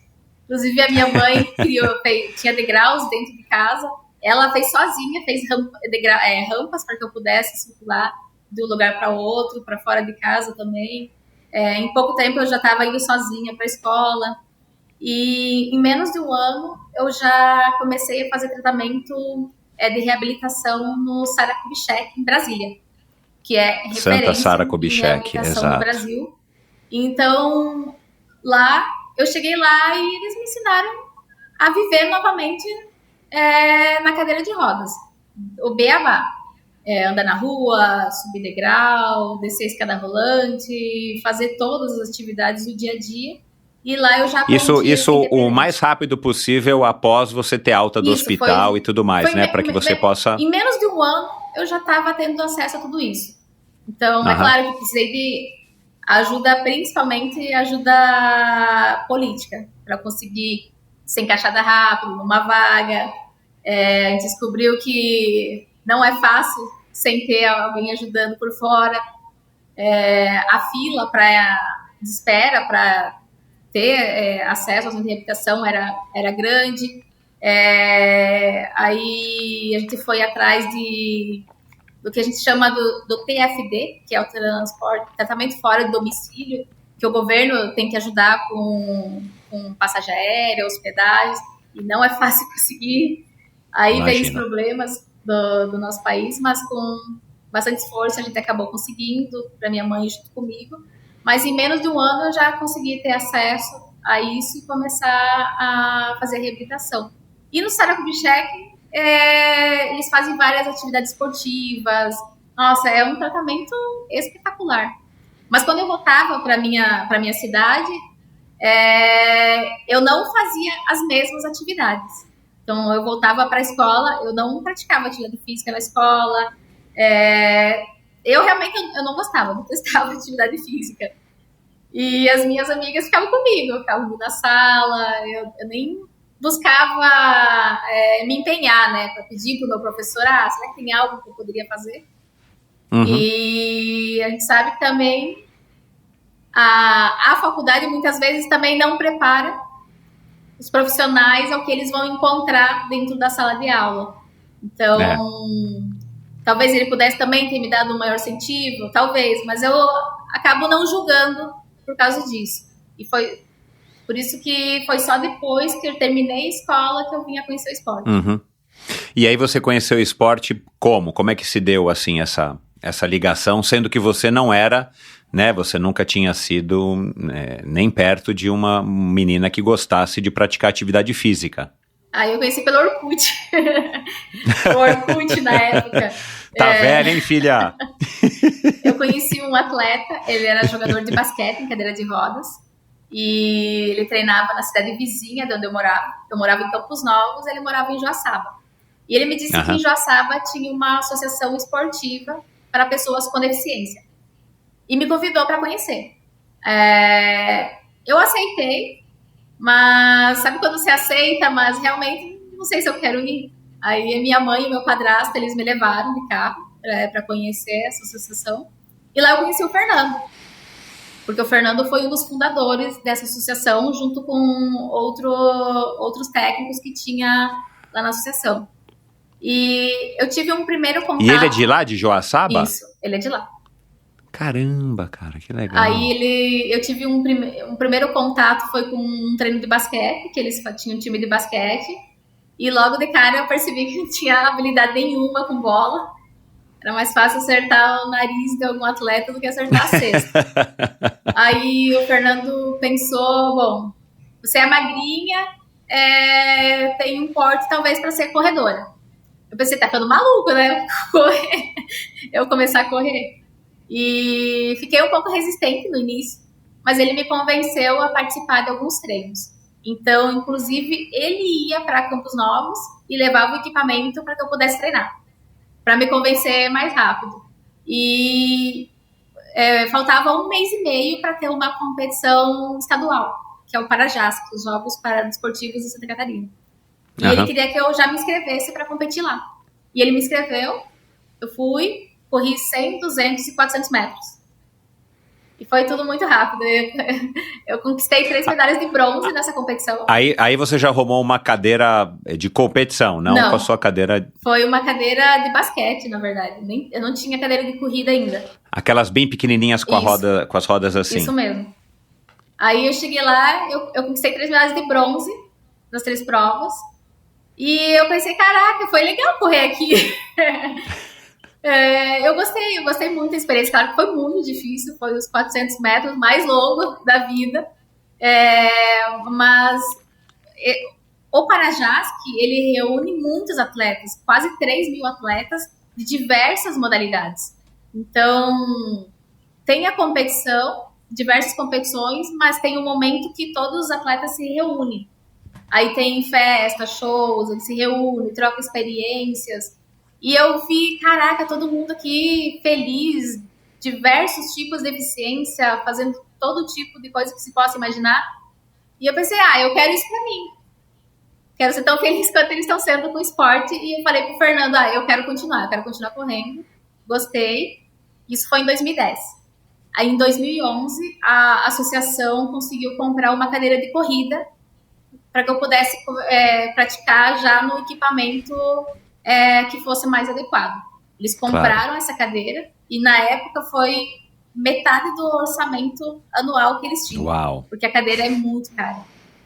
Aí eu recebi essa cadeira, participei novamente do Parajasc, aí eu já conquistei 2 medalhas de ouro nessa competição. No ano seguinte, em 2012, eu já comecei a participar do circuito nacional, que é o circuito Loterias Caixa, onde os atletas participam da fase regional para tentar o índice para as etapas nacionais. Aí eu consegui o índice para participar das etapas nacionais e nesse ano eu entrei em 3º lugar no ranking nacional nas provas de 100 e 200 metros. Aí já começamos a ideia de tentar participar de provas de rua. Participei de um duato, lá em Joaçaba mesmo, O Fernando, eu vi em 2011, isso. né? O Fernando participou da parte Ele pedalando de bicicleta, e eu vi. participei da parte da corrida, que foi a minha primeira corrida. Caminhos de Ferro. Eu Isso vi mesmo. o post.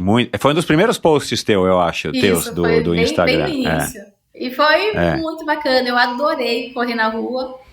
E aí a gente começou a partir para provas mais longas, tentar participar também de provas de rua. Em 2014,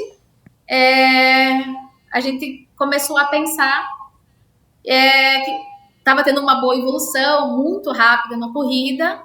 Quem sabe a gente podia tentar um sonho de participar de Jogos Paralímpicos. Foi tudo muito rápido. Mas para isso a gente precisava comprar um equipamento melhor. Esse equipamento que eu tinha, ele era bom para iniciação, mas ele ainda era muito grande nas medidas, ele era bem básico.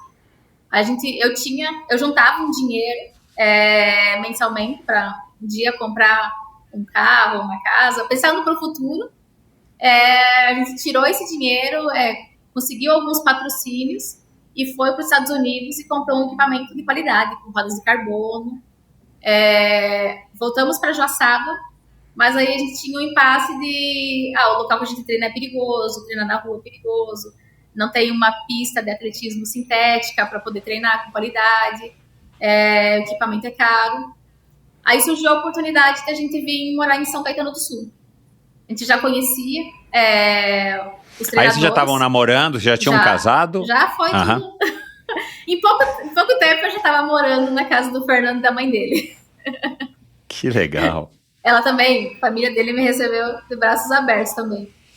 Aí a gente conseguiu autorização para treinar em São Caetano do Sul. A gente veio para São Caetano com a cadeira e 2 malas. Uma mala de roupas, uma mala com utensílios de cozinha, um colchão inflável, um fogareiro. E a gente começou a morar numa kitnet era uma peça só e um banheiro. Era praticamente tudo o dinheiro que a gente tinha, a gente estava investindo ali. E a nossa meta era tentar sobreviver ali até 2016, para tentar participar dos Jogos do Rio. Uhum. E deu certo, a gente tinha aplicativo, ele fazia controle financeiro, do Excel, montou planilhas, tudo que a gente recebia, ajuda da família, ele anotava tudo, a gente fazia todo o planejamento de gastos, o que a gente podia gastar com comida, com outras coisas. Então, essa coisa de sair final de semana para comer fora não existia, era tudo regrado. E deu muito certo, a gente conseguiu economizar muito, inclusive, para começar a participar de provas fora do Brasil. Em 2014, eu fui para o Japão, participei de uma maratona no Japão. E deu certo, a gente conseguiu, chegamos nos Jogos do Rio de Janeiro. E aí começou tudo a deslanchar. Você se classificou para os Jogos do Rio nessa maratona que chama Oita? Como é que é o nome? Eu fui para Oita. Eu corri a maratona, consegui um bom resultado. E em 2016 a gente participou de uma maratona de Duluth, em Minnesota, nos Estados Unidos. E ali eu consegui a classificação. Eu fiz a maratona, consegui entrar em 5º lugar no ranking mundial e consegui a classificação para os Jogos do Rio. Que legal, parabéns. Do que vocês viviam nesse período aí de fazendo conta, morando em kitnet, que vocês foram morar em São Paulo? Tudo bem, São Caetano não deve ser tão caro quanto a cidade de São Paulo, né? São Caetano é uma cidade quase que satélite, né? Um município quase que satélite de São Paulo. Mas vocês viviam do quê? O Fernando dava treino para outras pessoas, vocês já tinham ajuda do Comitê Paralímpico? Como é que foi essa... Que aí eu acho que você pulou muito rápido essa fase. Como é que você saiu de uma moça que começou a correr por acaso, por insistência do Fernando e ter medalha de bronze no Parajask, até se tornar uma atleta olímpica? Então, eu tinha um patrocínio em Joaçaba, de uma empresa. Eles davam na época um valor de R$500 por mês para mim. Chegando em São Caetano, o Fernando buscou uma escola para dar algumas aulas, para a gente poder ter um recurso extra. Então, ele não trabalhava como treinador ainda do comitê, mas com essas aulas ele conseguia ter um recurso. E a família ajudava mensalmente, minha mãe e a minha sogra. tia do Fernando, sempre, todo mês eles davam alguma coisa.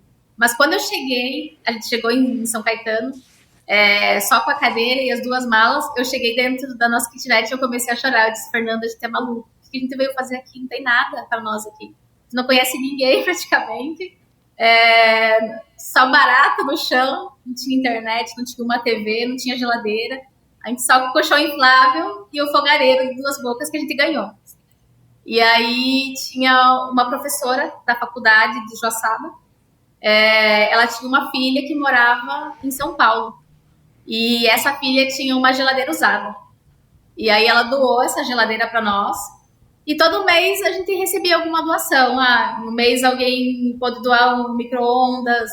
Depois de um tempo alguém doou uma televisão. Depois de um tempo a gente conseguiu comprar uma cama. Não precisou mais dormir no colchão inflável. Mas nisso foi bem difícil. A gente tinha que controlar muitos gastos.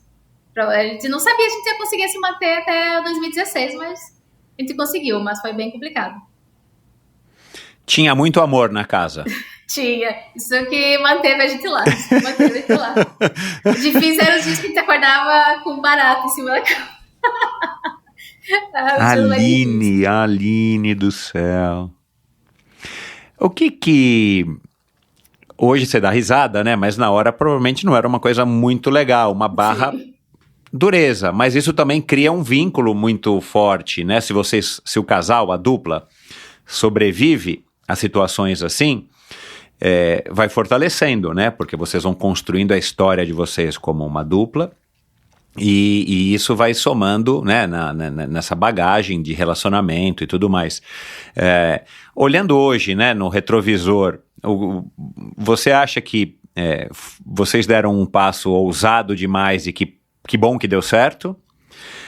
Ou vocês estavam realmente conscientes de que aquilo lá era o que estava escrito para acontecer, ou sei lá, né? Você acha que foi muito ousado ter passado, né, quase que necessidade praticamente, né, ou ter se submetido a uma vida assim que com certeza era muito inferior ao padrão de vida que vocês tinham, para ir atrás desse sonho olímpico? Foi bastante ousado, sim. Claro que a gente tinha medo, mas a gente tinha consciência que a gente precisava ter aquela estrutura de treinamento, aquele local de treinamento para que a gente pudesse ter uma maior evolução. E por mais que tivesse as dificuldades, todo dia a gente ia para a pista, para o centro de treinamento de São Caetano, a BMF é espetacular, e ali treinava muitos atletas da seleção. E todo dia a gente via, caramba, a evolução tá vindo muito rápido. Eu comecei a evoluir nas provas de 800 metros, 1.500 metros, 5.000 metros. No circuito nacional eu já comecei a ter recordes brasileiros. Então a evolução ali foi absurda, foi muito rápida mesmo. E a gente começou a encontrar amigos, principalmente ciclistas. A gente via que muitas pessoas se reuniam à noite para pedalar na cidade de São Caetano. Então eles tinham vários grupos de pedal, e em São Paulo acho que é normal isso, né? Onde eu morava antes não tinha.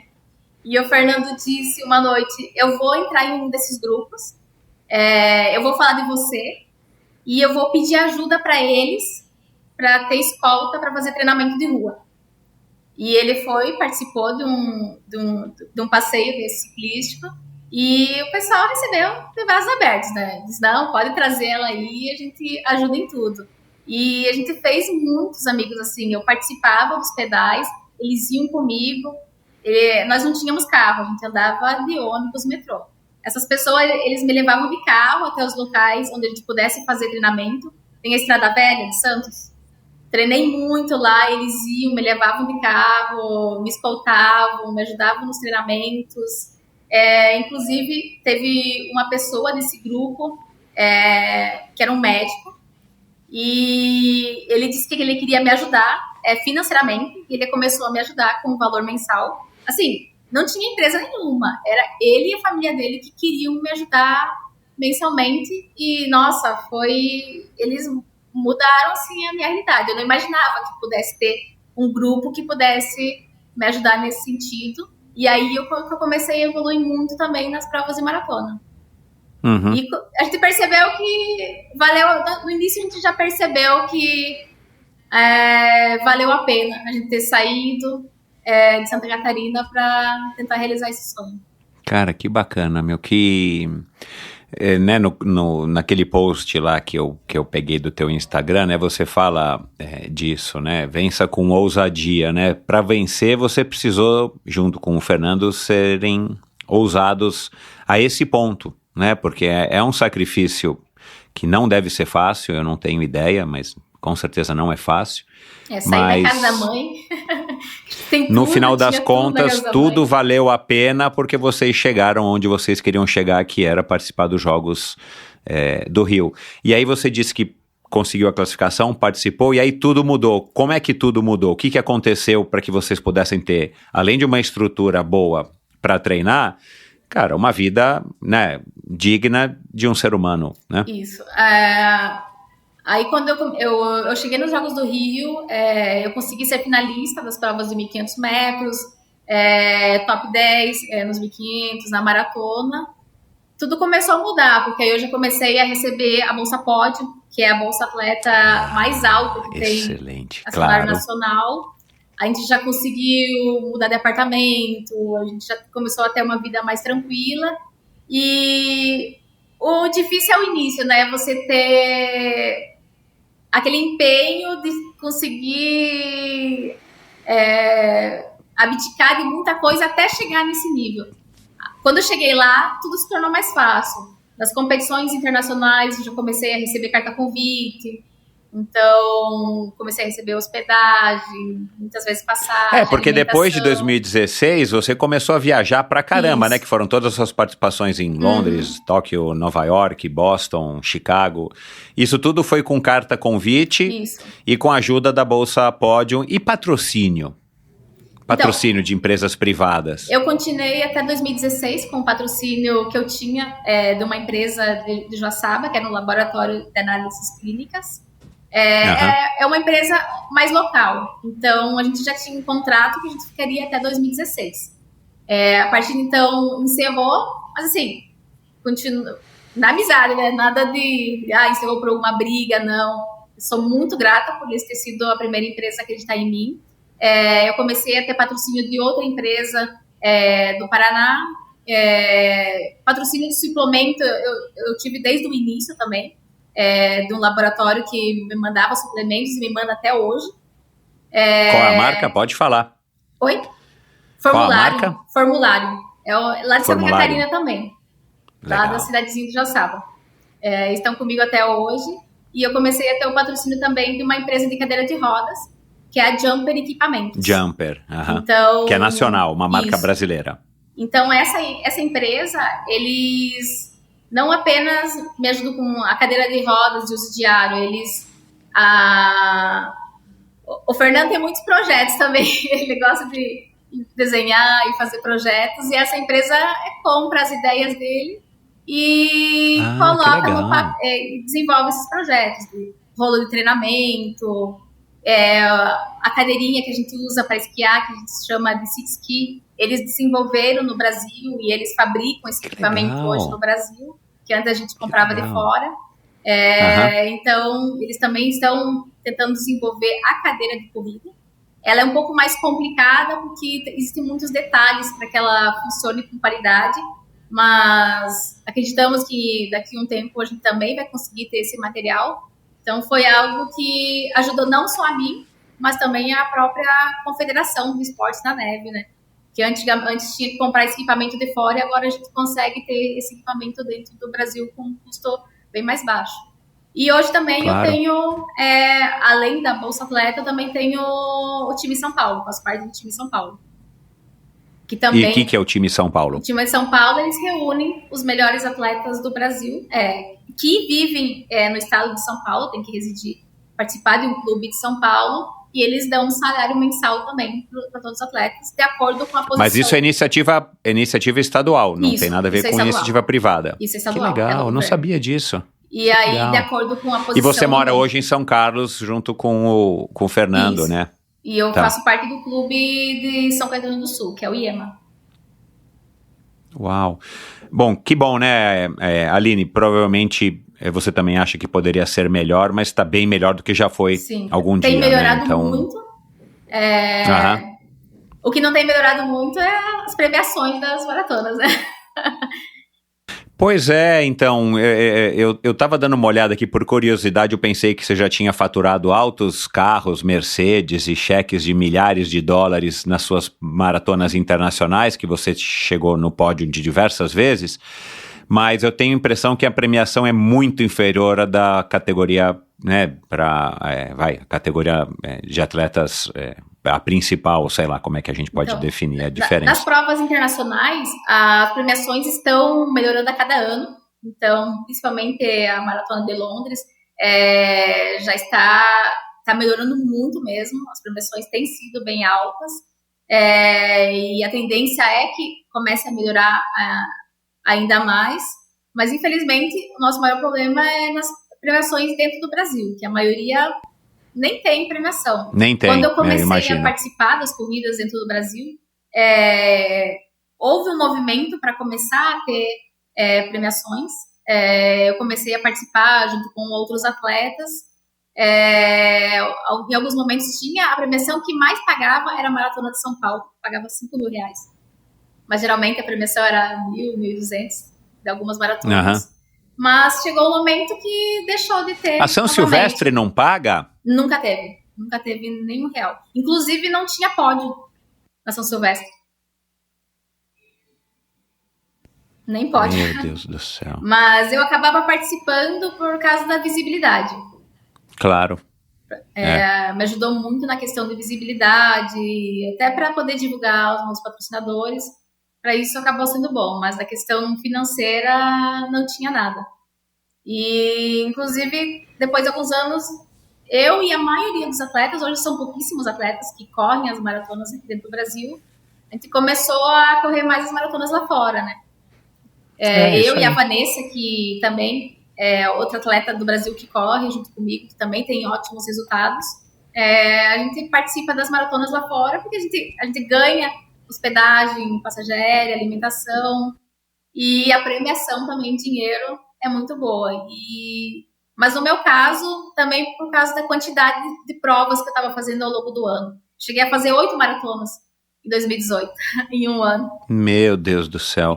Quanto que o Fernando acha que era o recomendável para você fazer, né? Então, a gente costuma fazer 2 a 3 ao longo do ano. A gente tem o foco na Maratona de Berlim, que é uma maratona muito rápida. Muito rápida. A Maratona de Oita também, que é no Japão, ela é exclusiva para corredores em cadeira de rodas. Então, só por cadeira de rodas. Reúne 300 atletas na maratona e meia maratona. É espetacular, é muito bom. E a gente participa todo ano da Maratona de Londres, porque ela entra como o nosso Mundial de Maratona Paralímpica. Então, é uma maratona muito importante para nós. A gente foca nessas 3. Esse ano eu vou participar de mais. Vou participar de Boston também. Talvez participe de Chicago. Mas geralmente a gente não faz tantas, não. Caramba, não ter pódio na São Silvestre é algo assim que é frustrante, tá louco. Mas não vamos enveredar por esse lado, senão a gente vai ficar aqui mais 4 horas falando, né, reclamando e se queixando, infelizmente. Vamos falar de coisas legais. Quando que você ainda é uma corredora, mas você, né, está se destacando bastante, como a gente falou aqui no começo da conversa, nos esportes, quer dizer, no esqui cross country, né, na neve. Como é que foi como é que você tomou essa decisão de se arriscar, né? A Bruna Moura já passou por aqui, a Jade já passou por aqui, outras pessoas pessoas com deficiência relataram suas histórias, mas essa mudança de novo, né, que eu falei no começo da nossa conversa, essa mudança de pegar uma pessoa como você, ou sei lá, como a Jade ou como a Bruna, que tinha uma relação com o esporte antes dos seus respectivos acidentes, ou no caso da Bruna, né, não teve um acidente, mas depois de que ela já estava no esporte de neve, mas de repente, como a Mica, vamos conhecer o esporte de neve, né, ou como fez a Jaqueline Mourão lá atrás, vamos conhecer o esporte de neve, né. Como é que você foi parar, então, no esporte de neve? Fala um pouco aí para mim e para quem está ouvindo, dessa sua imersão num esporte de neve.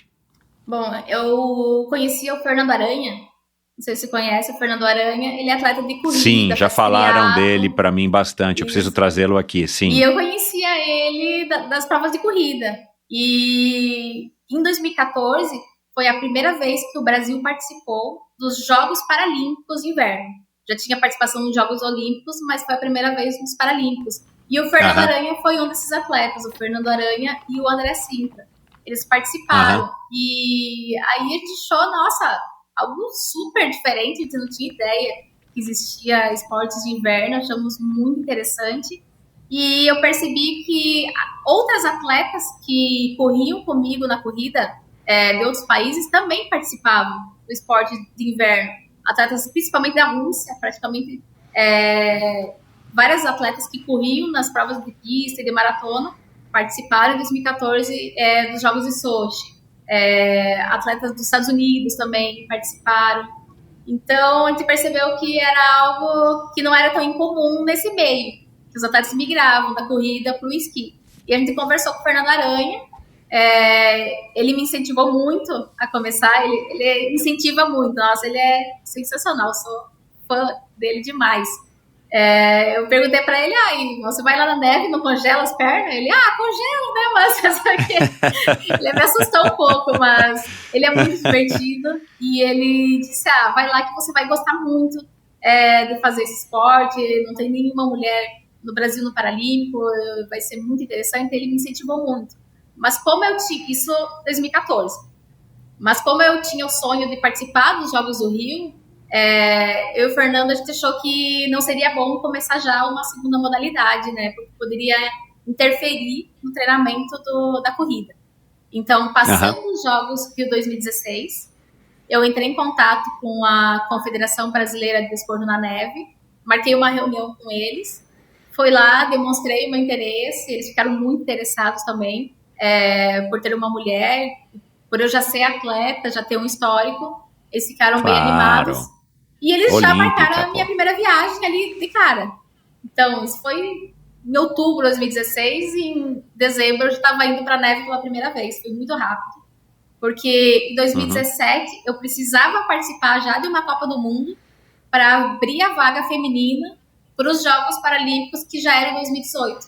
Então, tinha que ser um processo muito rápido. Muito rápido. E a proposta deles era essa, eu participar como atleta, mas o Fernando participar como treinador. Então, porque também não tinha treinador, né? Assim como não tinha atleta, não tinha muitos treinadores. Então, ele teve que ir junto, ele teve que aprender a esquiar também, para depois poder passar os meus treinamentos. Mas foi um processo muito rápido. Que legal, cara. Então, a adaptação foi suave, você diria? Ou foi complicado? Vocês pensaram também, tipo, puxa, cara, a gente tá fazendo aqui, batendo o queixo nesse lugar frio? Foi muito difícil. Foi mais difícil do que eu imaginava. Nossa, a primeira semana, eu acho que o primeiro dia que eu estive na neve esquiando, eu caí mais do que em todos os anos que eu tava na corrida. Era queda, as ladeiras, eu chegava na ladeira, eu pensava, caraca, eu vou ter que descer isso aqui, equipamento que não tem freio, como assim? E eu tive muito medo. Eu tive muito medo de não conseguir encarar aquela nova modalidade. Em 2017, eu fui para essa primeira competição, já em janeiro. Então, eu tive 20 dias de treinamento e já fui para uma competição. Foi na Ucrânia. A gente chegou na Ucrânia, estava fazendo 26 graus negativos. Era um frio absurdo. E eu não tinha tanto preparo em saber que roupa usar. O Fernando também, que tipo de treinamento fazer para fazer um aquecimento, para competir com qualidade. Eu terminei a minha primeira prova chorando. Eu disse, Fernando, você é maluco, me trouxe para esse lugar, você tá maluco, eu não quero isso não para mim. Terminei a primeira prova. Depois eu cheguei no hotel, eu esquentei a cabeça, né? Porque frio já tava. E o Fernando Aranha, ele disse pra mim, essa foi uma das piores condições que eu já peguei. Então, em outras provas é muito difícil que tenha uma condição igual a essa. Aí eu pensei, bom... Você já teve um batismo de fogo aí. É pra ser. Já comecei no mais difícil, que é pra saber se eu aguento isso aqui. E continuei, é claro. Depois foi ficando mais fácil. Fui aprendendo tipo de roupa que usar em cada temperatura, conhecer o meu corpo. Quando chega na neve, não tem como ficar pensando muito. Tem que passar pro equipamento e já partir pro aquecimento. Porque os primeiros minutos é fundamental. Para conseguir fazer o treinamento com qualidade. E o Fernando também foi aprendendo como conduzir o treino, mas foi bem difícil no início, bem difícil. O que, assim, a que você atribui essa tua resiliência, essa tua ousadia, essa tua coragem, né? De novo aqui agora você enfrentou e a gente sabe o resultado, né? Hoje você é uma esquiadora campeã de sucesso. Assim, você já tinha um pouco disso? Será que o acidente que te transformou psicologicamente? Tipo, tua mãe chegou um dia pra você e já falou assim, nossa, Aline, você mudou tanto depois do acidente, você ficou assim melhor, assim, mas... Né, qual é o segredo? Vamos lá, qual é o segredo da Aline para ter passado por tantas provações e ter escolhido o esporte, que também não é um caminho dos mais simples, né? E ter tido tanto sucesso e tá conquistando tanto sucesso até hoje? Olha, eu acredito que foi o conjunto de tudo que aconteceu comigo. É claro que acho que desde o acidente eu acho que eu acordei mais para a vida. Antes acho que eu não tinha noção do que era mesmo a vida, das dificuldades que existiam, ter disciplina, de ter dedicação com as coisas que a gente faz no dia a dia. Eu acho que eu aprendi a dar mais valor a tudo isso e inclusive dar mais valor para minha família, tudo que eles fizeram por mim. Em nenhum momento eles deixaram eu ficar acomodada. Eles desde o início me incentivaram a ser alguém na vida, a ser dedicado. Eles sempre me incentivaram e realmente eles falam como eu mudei mesmo da pessoa que eu era antes, de ter muita mais dedicação, foco, empenho. E o Fernando também, todas as loucuras que eu comecei, foi ele o primeiro a me incentivar, foi ele o primeiro a falar, vamos correr? Será? Vamos, vou lá, gostei. Acho que eu sempre tive o medo do desconhecido, mas depois que eu fui lá e experimentei, eu percebi, caraca, mas nem era tão difícil assim como eu imaginava que seria e acabei gostando. A primeira São Silvestre também. O Fernando, vamos lá para São Silvestre? Caraca, mas tem que descer o Pacaembu, subir a Brigadeiro. Não, você vai lá, você vai dar conta. No meio da prova eu pensava, caraca, o Fernando é maluco me trazer para essa corrida, essa Brigadeiro não acaba nunca mais. Mas quando eu passei a linha de chegada, eu pensei, caraca, foi muito legal, vou treinar para o ano que vem ser mais forte. E no esqui também foi assim, né? Na primeira prova, nossa, Fernando, você é maluco me trazer aqui. Mas depois eu percebi que era algo espetacular. Então eu sou medrosa, sim, eu tenho medo de fazer algo que é desconhecido, que eu não sei como vai ser chegar lá e fazer. Mas eu vou lá mesmo com medo e faço. E quando eu cheguei lá, eu gostei e resolvi continuar. Então eu acho que é o conjunto de tudo, das pessoas que entraram no meu caminho, que todo mundo acabou contribuindo para que eu pudesse chegar aqui hoje. E eu tenho um novo projeto. Fazer algo ainda mais. Quando a gente faz o esqui cross country, também tem a modalidade de biatlo, que é o conjunto do esqui com o tiro esportivo. E agora Sim. A gente está com o projeto de eu começar a fazer o tiro esportivo para participar também das provas de biatlo junto com as provas de esqui cross country. Uma nova aventura. É óbvio, é nítido que você e o Fernando têm uma relação muito especial. O Fernando, ele é craque em descobrir esse potencial também em outras pessoas, como ele tem descoberto em você? Ou tem muito mais a ver com essa sintonia que vocês têm dentro das pistas e do treinamento e fora na vida pessoal? O que você acha? Ele sempre foi muito inquieto ele sempre foi muito de ter sonhos grandes, em ter projetos. Ele vê um atleta que está tendo alguma dificuldade, ele já quer logo ajudar para tentar fazer esse atleta evoluir cada vez mais. E isso sempre foi assim, tanto na corrida quanto no esqui. Ele se empenha muito em tentar descobrir a melhor forma de fazer aquela pessoa atingir aquele objetivo dela. Mas é claro que o fato de a gente também ter a nossa relação, é claro que também pode contribuir muito, mas eu acredito que eu não sei se não fosse ele do meu lado, também me incentivando tanto, se eu também estaria aqui. Porque desde o início ele também me deu toda essa coragem. Cara, que parceria bacana, meu, parabéns, porque isso é dificílimo, você sabe, né, na vida de qualquer um, a gente ter parceiro, seja sócio, seja um irmão, seja um parente, seja um marido, um namorado, a gente ter uma parceria que dê tanto resultado. Você tem algum ritual, vocês desenvolveram alguma rotina que te traz também mais segurança, que te coloca nesse estado mental que você precisa estar para largar, seja uma maratona no asfalto, seja uma prova, né, na neve, num lugar completamente desconhecido, uma pista, claro, você treina antes, mas assim, é um lugar completamente desconhecido, é um país desconhecido, é esse frio que provavelmente você também não está se acostumando, né, como são as suas competidoras acostumadas, né, você leva o mel de abelha mirim para lá e para cá, que te dá uma sensação bacana, como é que é? Você tem algum ritual, alguma coisa que te coloca nesse estado que você fala, cara, agora eu vou para a guerra e eu vou ganhar essa guerra aqui hoje, Aline, vambora. Fala um pouquinho desse teu, do aspecto psicológico dessa tua preparação para enfrentar uma prova importante. Sim, eu sempre gostei muito de rotina,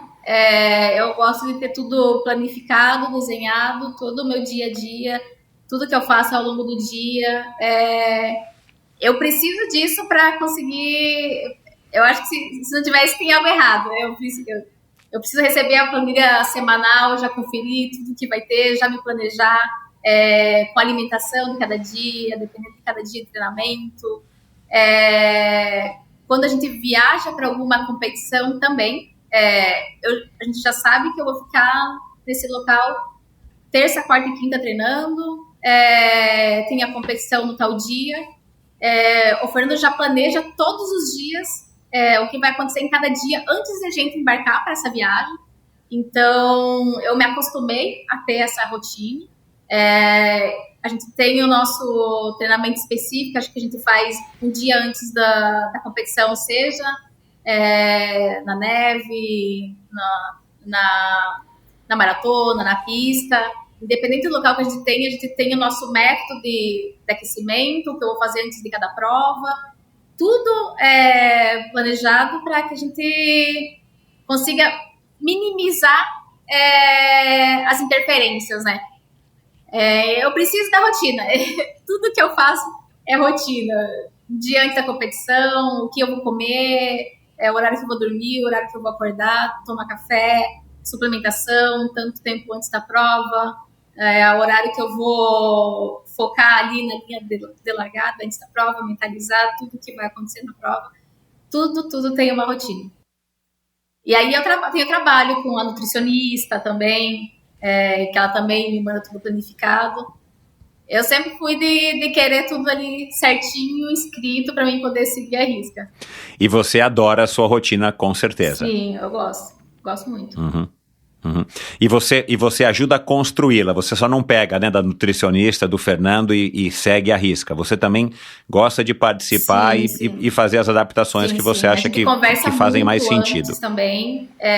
O Fernando, ele ouve muito os atletas, então até mesmo antes de ele construir o treinamento para uma prova-alvo, ele conversa com o atleta, ele mostra a ideia dele e ele também ouve as nossas opiniões. E ele é muito aberto também a mudar alguma coisa para que a gente possa estar incluído no processo. E também com a nutricionista, ela sempre faz tudo dentro do que a gente pode fazer, né? Então, se eu tô lá no Japão, é claro que a comida ela vai ser diferente, mas Aí, chegando lá, eu bato foto das opções que tem, para que a partir daí ela possa construir as melhores opções.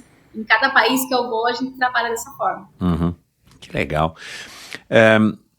Que conselho que você daria, né, a quem por acaso está ouvindo aqui nossa conversa e conhece alguém que esteja passando pelo mesmo processo que você passou, né, depois de um acidente, por exemplo, ou com alguma condição de saúde, e de repente vai ter contato com uma pessoa próxima ou não tão próxima, familiar, ou uma pessoa conhecida, que vai ter que se reconstruir ou se adaptar a um novo padrão de vida em decorrência de alguma deficiência adquirida. Que conselho que você daria para essas pessoas? Olha, é claro que a gente fica muito frustrado quando algo acontece na nossa vida e a gente não tem o controle sobre ela, né? Mas todos ficamos, seja qual for a nossa condição física, a gente sempre consegue dar um jeito de seguir em frente. Basta ter, como dizia meu maior ídolo, Ayrton Senna. Não vou saber dizer exatamente o que ele falou, mas seja quem for que você seja, qual posição que você seja na vida, sempre faça tudo com muito amor, fé em Deus, dedicação, que um dia você chega lá. Seja como for, você chega lá. E eu acho que isso vale para qualquer pessoa em qualquer área. Muitas vezes estamos enfrentando um problema que no momento frustra muita gente. Quando eu sofri acidente, eu tinha um sonho de ser médica, porque eu queria ajudar as pessoas. Mas depois eu descobri que não precisava ser médica para ajudar as pessoas, que em qualquer profissão que a gente tenha, a gente sempre vai ter a oportunidade de ajudar as pessoas. Então é isso, jamais desistir, sempre ter muita fé e que um dia você chega lá, seja como for, você chega lá. Você tem uma longevidade, né, no paradesporto que é diferente da longevidade do atleta sem deficiência. Você já parou para pensar, por exemplo, se mesmo depois de você deixar essa carreira tão bacana de atleta, se você vai continuar praticando esporte? Qual que é o peso do esporte na tua vida como Aline, uma mulher, não como Aline atleta? Obviamente você vive hoje do esporte, mas tirando esse aspecto, né, como é que você encara o esporte, sendo que você era uma mulher, uma moça adolescente que não praticava esporte até os 18, 19 anos? Hoje eu não me imagino fazendo outra coisa que não seja esporte. É a minha vida, é o meu dia a dia e é o que eu amo. E sempre que eu estou em alguma competição, eu vejo atletas que já passaram pela fase medalhista, olímpico, atleta com 60, 70 anos, que está lá na maratona correndo apenas para se divertir. E eu vejo eles e é isso que eu quero para mim. Mesmo depois que eu não tenha mais chance de ficar ali, top 3, top 10, vou lá para correr só para completar a prova. É isso que eu quero continuar fazendo. Eu não me vejo hoje sem o esporte. Mas é claro que eu também quero, mesmo sem estar competindo, trabalhar na área. Assim como o Fernando atua como treinador, eu também quero atuar em alguma área, auxiliando outras pessoas. Talvez o que a gente mais quer é um dia retornar para Santa Catarina, para nossa terra, para poder construir alguma coisa lá e ajudar as pessoas de lá. Esse é o nosso sonho. Um dia voltar para lá e poder contribuir, né? Para quem já contribuiu com a gente, poder também dar um retorno, mas sempre ligado ao esporte. Não vou estar velhinha também correndo, competindo. Tem um atleta que corre em Oita, nessa maratona do Japão, que ele já tem mais de 90 anos e ele todo ano participa dessa maratona. Então, é claro, não completa ela já há algum tempo, mas ele sempre está lá na largada, começa a correr e é uma inspiração assim, para todo mundo. Não tem como não olhar e querer também estar muitos anos vivendo aquilo. Uhum. Que bacana. O esporte tem esse poder e todo mundo que passa pelo endorfina como você já descobriu isso. Tomara que com o seu exemplo, com o exemplo de tanta gente, a gente consiga trazer cada vez mais pessoas pro mundo do esporte. Claro, não precisa pensar em alto desempenho, alto nível, mas viver isso, como você acabou de citar, de um senhorzinho de mais de 90 anos que vai lá e faz o seu máximo ali naquele dia e inspira tanto a gente, né? Agora, para a gente encerrar, Aline, como é que é a vida, como é que está sendo a sua vida, ou qual é a sua leitura a respeito da vida de uma mulher, né? A gente está num pleno século XXI, você também deve ser cobrada, você também tem a sua carreira como atleta, tem a questão da família, tem a questão de expectativas, né? Você também sente essa pressão, com certeza, que eu acho que vem muito da sociedade, mas às vezes também vem de pessoas próximas, né? E você ainda tem essa condição, né, de ser uma portadora de deficiência. Como é que está aí a vida para você? Como é que você enxerga essa situação de ser uma mulher, ser cobrada, né, de diversas maneiras pela sociedade de uma maneira geral, e ainda ser portadora de deficiência? É claro que tem melhorado, mas ainda existem muitos problemas. Nas minhas modalidades, são pouquíssimas atletas que participam. Na corrida, desde que eu comecei, eram poucas atletas. E hoje, praticamente não tem muitas atletas na base, começando, novinhos. A maioria dos atletas já começa com mais idade. É uma preocupação muito grande. É claro que tem a questão do equipamento, que é muito caro, é difícil conseguir. Mas eu fico preocupada. No dia de me aposentar, quantas mulheres vão estar surgindo atrás de mim? É uma preocupação muito grande. E no esqui, de modo geral, não só no Brasil, mas a nível internacional, também são pouquíssimas mulheres que competem.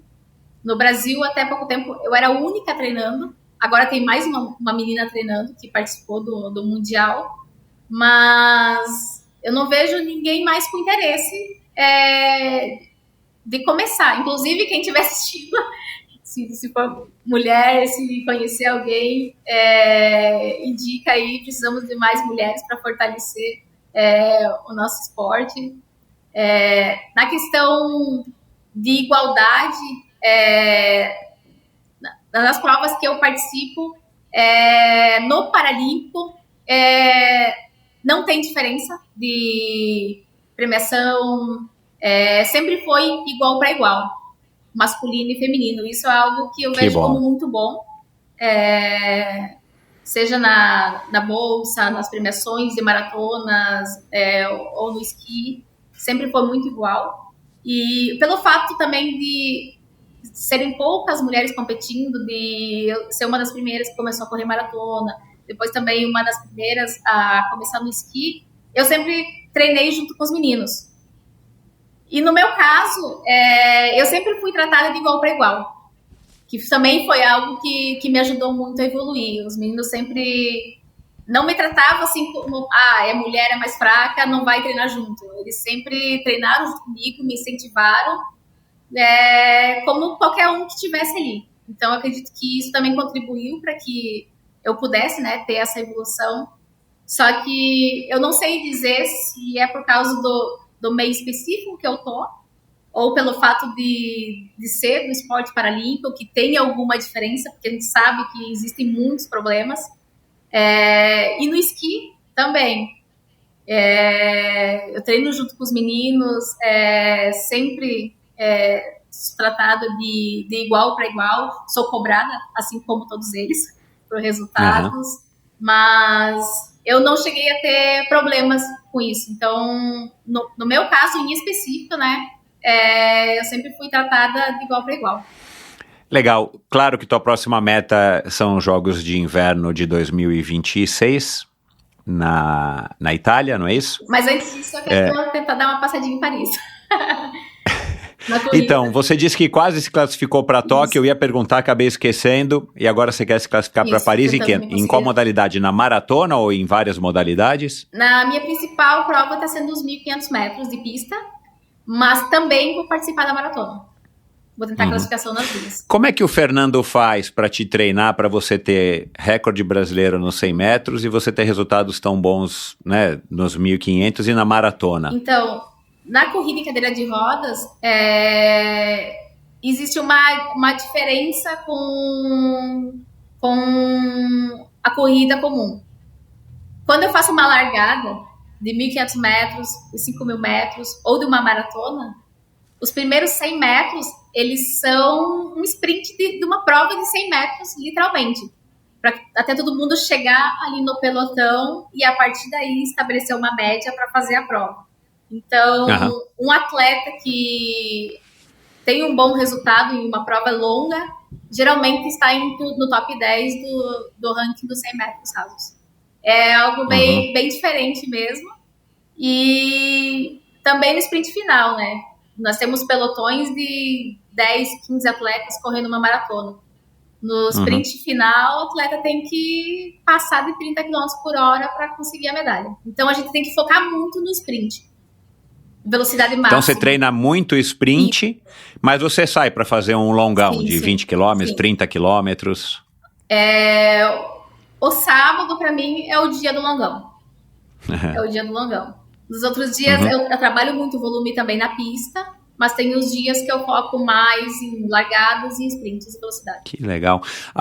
Você chega a correr os 42 ou 40 quilômetros com mais frequência, né, ou com frequência, já que é comum que o corredor não faça isso, né? O corredor corre 30, corre 32, corre 35, mas não corre 40. Você treina 40, chega a treinar 40 quilômetros ou também não? Geralmente eu foco nos 30, no máximo 35, mas geralmente de então 25 é similar, similar Isso à corrida com as pernas. Isso. Caramba, meu, que legal. Olha, parabéns, Aline, eu tô surpreso, tô muito grato de ter conseguido, né, te trazer aqui para o Endorfina. A gente está gravando isso numa quarta-feira. Amanhã, no Centro Paralímpico, eu vou lá ver se eu te encontro, se eu consigo, né, minimamente te desejar boa sorte nas tuas competições aqui em São Paulo. Mas parabéns, que carreira legal. Você merece todo o nosso reconhecimento e atenção. Certeza, tomara que você conquiste tudo que você quer conquistar. Então, Paris 2024, que já está aí, né, ano que vem. Quando é que é a janela de classificação para o paradesporto? Geralmente são 12 meses. 12 meses já começa a contar mais. Então vai começar agora, né? Porque as Olimpíadas... Nas maratonas eles começam um pouco antes. Como as maratonas são menos provas que a gente consegue fazer a classificação, eles liberam um pouco antes. Tá. Aí a tua próxima grande prova aqui, que é agora, então, é Boston. Boston e Londres, já seguido. Aí eu tenho um Grand Prix na Suíça, de pista. Depois Berlim, Maratona de Berlim. Que legal, cara. Olha, parabéns. Que você consiga a vaga para Paris e depois que você consiga a vaga para Itália. E depois a gente volta aqui, depois de você ter participado dos Jogos da Itália. Quem sabe, né? Depois de Paris, eu já te trago aqui para você falar aí qual que é o gosto da medalha olímpica, né? Na maratona, tomara que seja na maratona. Mas parabéns. Quem quiser entrar em contato contigo, quem quiser te trocar ideias, quem quiser saber, Aline, eu tenho uma pessoa aqui que eu conheço e tal, que é portadora de deficiência, como é que eu faço para entrar em contato com a Confederação Brasileira de Neve, quiser trocar uma ideia com você, qual que é a melhor maneira, Aline? Podem entrar comigo pelas redes sociais, Instagram, o e-mail também, Instagram alinerocha.oficial, e-mail alinerochaoficial@gmail.com. Pode chegar lá que eu passo todas as informações. Quem quiser fazer esqui, já respondo na hora. Precisamos de atletas. Legal. Muito obrigada. Legal. Muito obrigada pelo convite. É muito bom poder relembrar tudo que aconteceu na minha vida. Às vezes, algumas coisas acabam ficando adormecidas, né? Mas quando a gente conversa, começa a relembrar tudo que aconteceu e é muito gratificante. Muito legal poder fazer isso às vezes. E conto com a torcida de todos que estiverem assistindo, Paris, depois Itália, e que eu possa trazer uma medalha para poder mostrar para vocês. Ai, tomara, Aline, tomara. E na Itália já tem biatlon? Tem biatlon e eu quero muito já poder estar participando lá. Legal, que legal. Que bom. obrigado, parabéns, mandou um abraço pro Fernando e espero que amanhã a gente possa se conhecer pessoalmente. Vou te pedir uma selfie se você me conceder. Claro, com certeza. Faço sim. Legal, obrigado, viu, Aline? Parabéns e bastante saúde para você. Obrigado. E é isso, espero que você tenha curtido mais esse episódio do Endorfina Podcast. Eu adorei, a Aline se mostrou de fato, como eu falei no começo, uma pessoa incrível, uma pessoa com uma resiliência, com uma força de vontade sensacional. E que história bacana. A gente falou aqui de diversos assuntos, de diversas pessoas, muitos links eu vou colocar aqui no post do episódio de hoje, lá no meu site, endorfinabr.com. E você que é ouvinte do Endorfina já sabe, lá é o lugar onde você encontra esses links para as redes sociais dos meus convidados, para alguns assuntos que foram mencionados em cada uma das mais de 300 pessoas, não. Mais de 300 pessoas que eu já recebi aqui no Endorfina ao longo desses quase 6 anos. Então, o endorfinabr.com é o local onde você encontra esses links. Lá você pode ouvir todos esses episódios, desde o primeiro. Lá você encontra um perfil.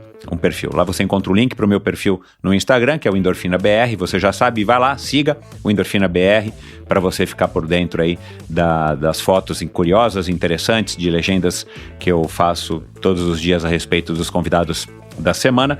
E lá também você encontra um link para o meu canal no YouTube, onde você também vai poder assistir a essa conversa e a trechos dessa conversa. Lá também você se informa como apoiar financeiramente esse projeto e lá, claro, você assina a newsletter semanal. Então entre no endorfinabr.com e você vai ter tudo isso lá à sua disposição. E eu estou preparando uma novidade aí para comemorar os 6 anos do Endorfina, então o site, claro, também vai ser reformulado aí dentro dessa novidade, então você não perde por esperar.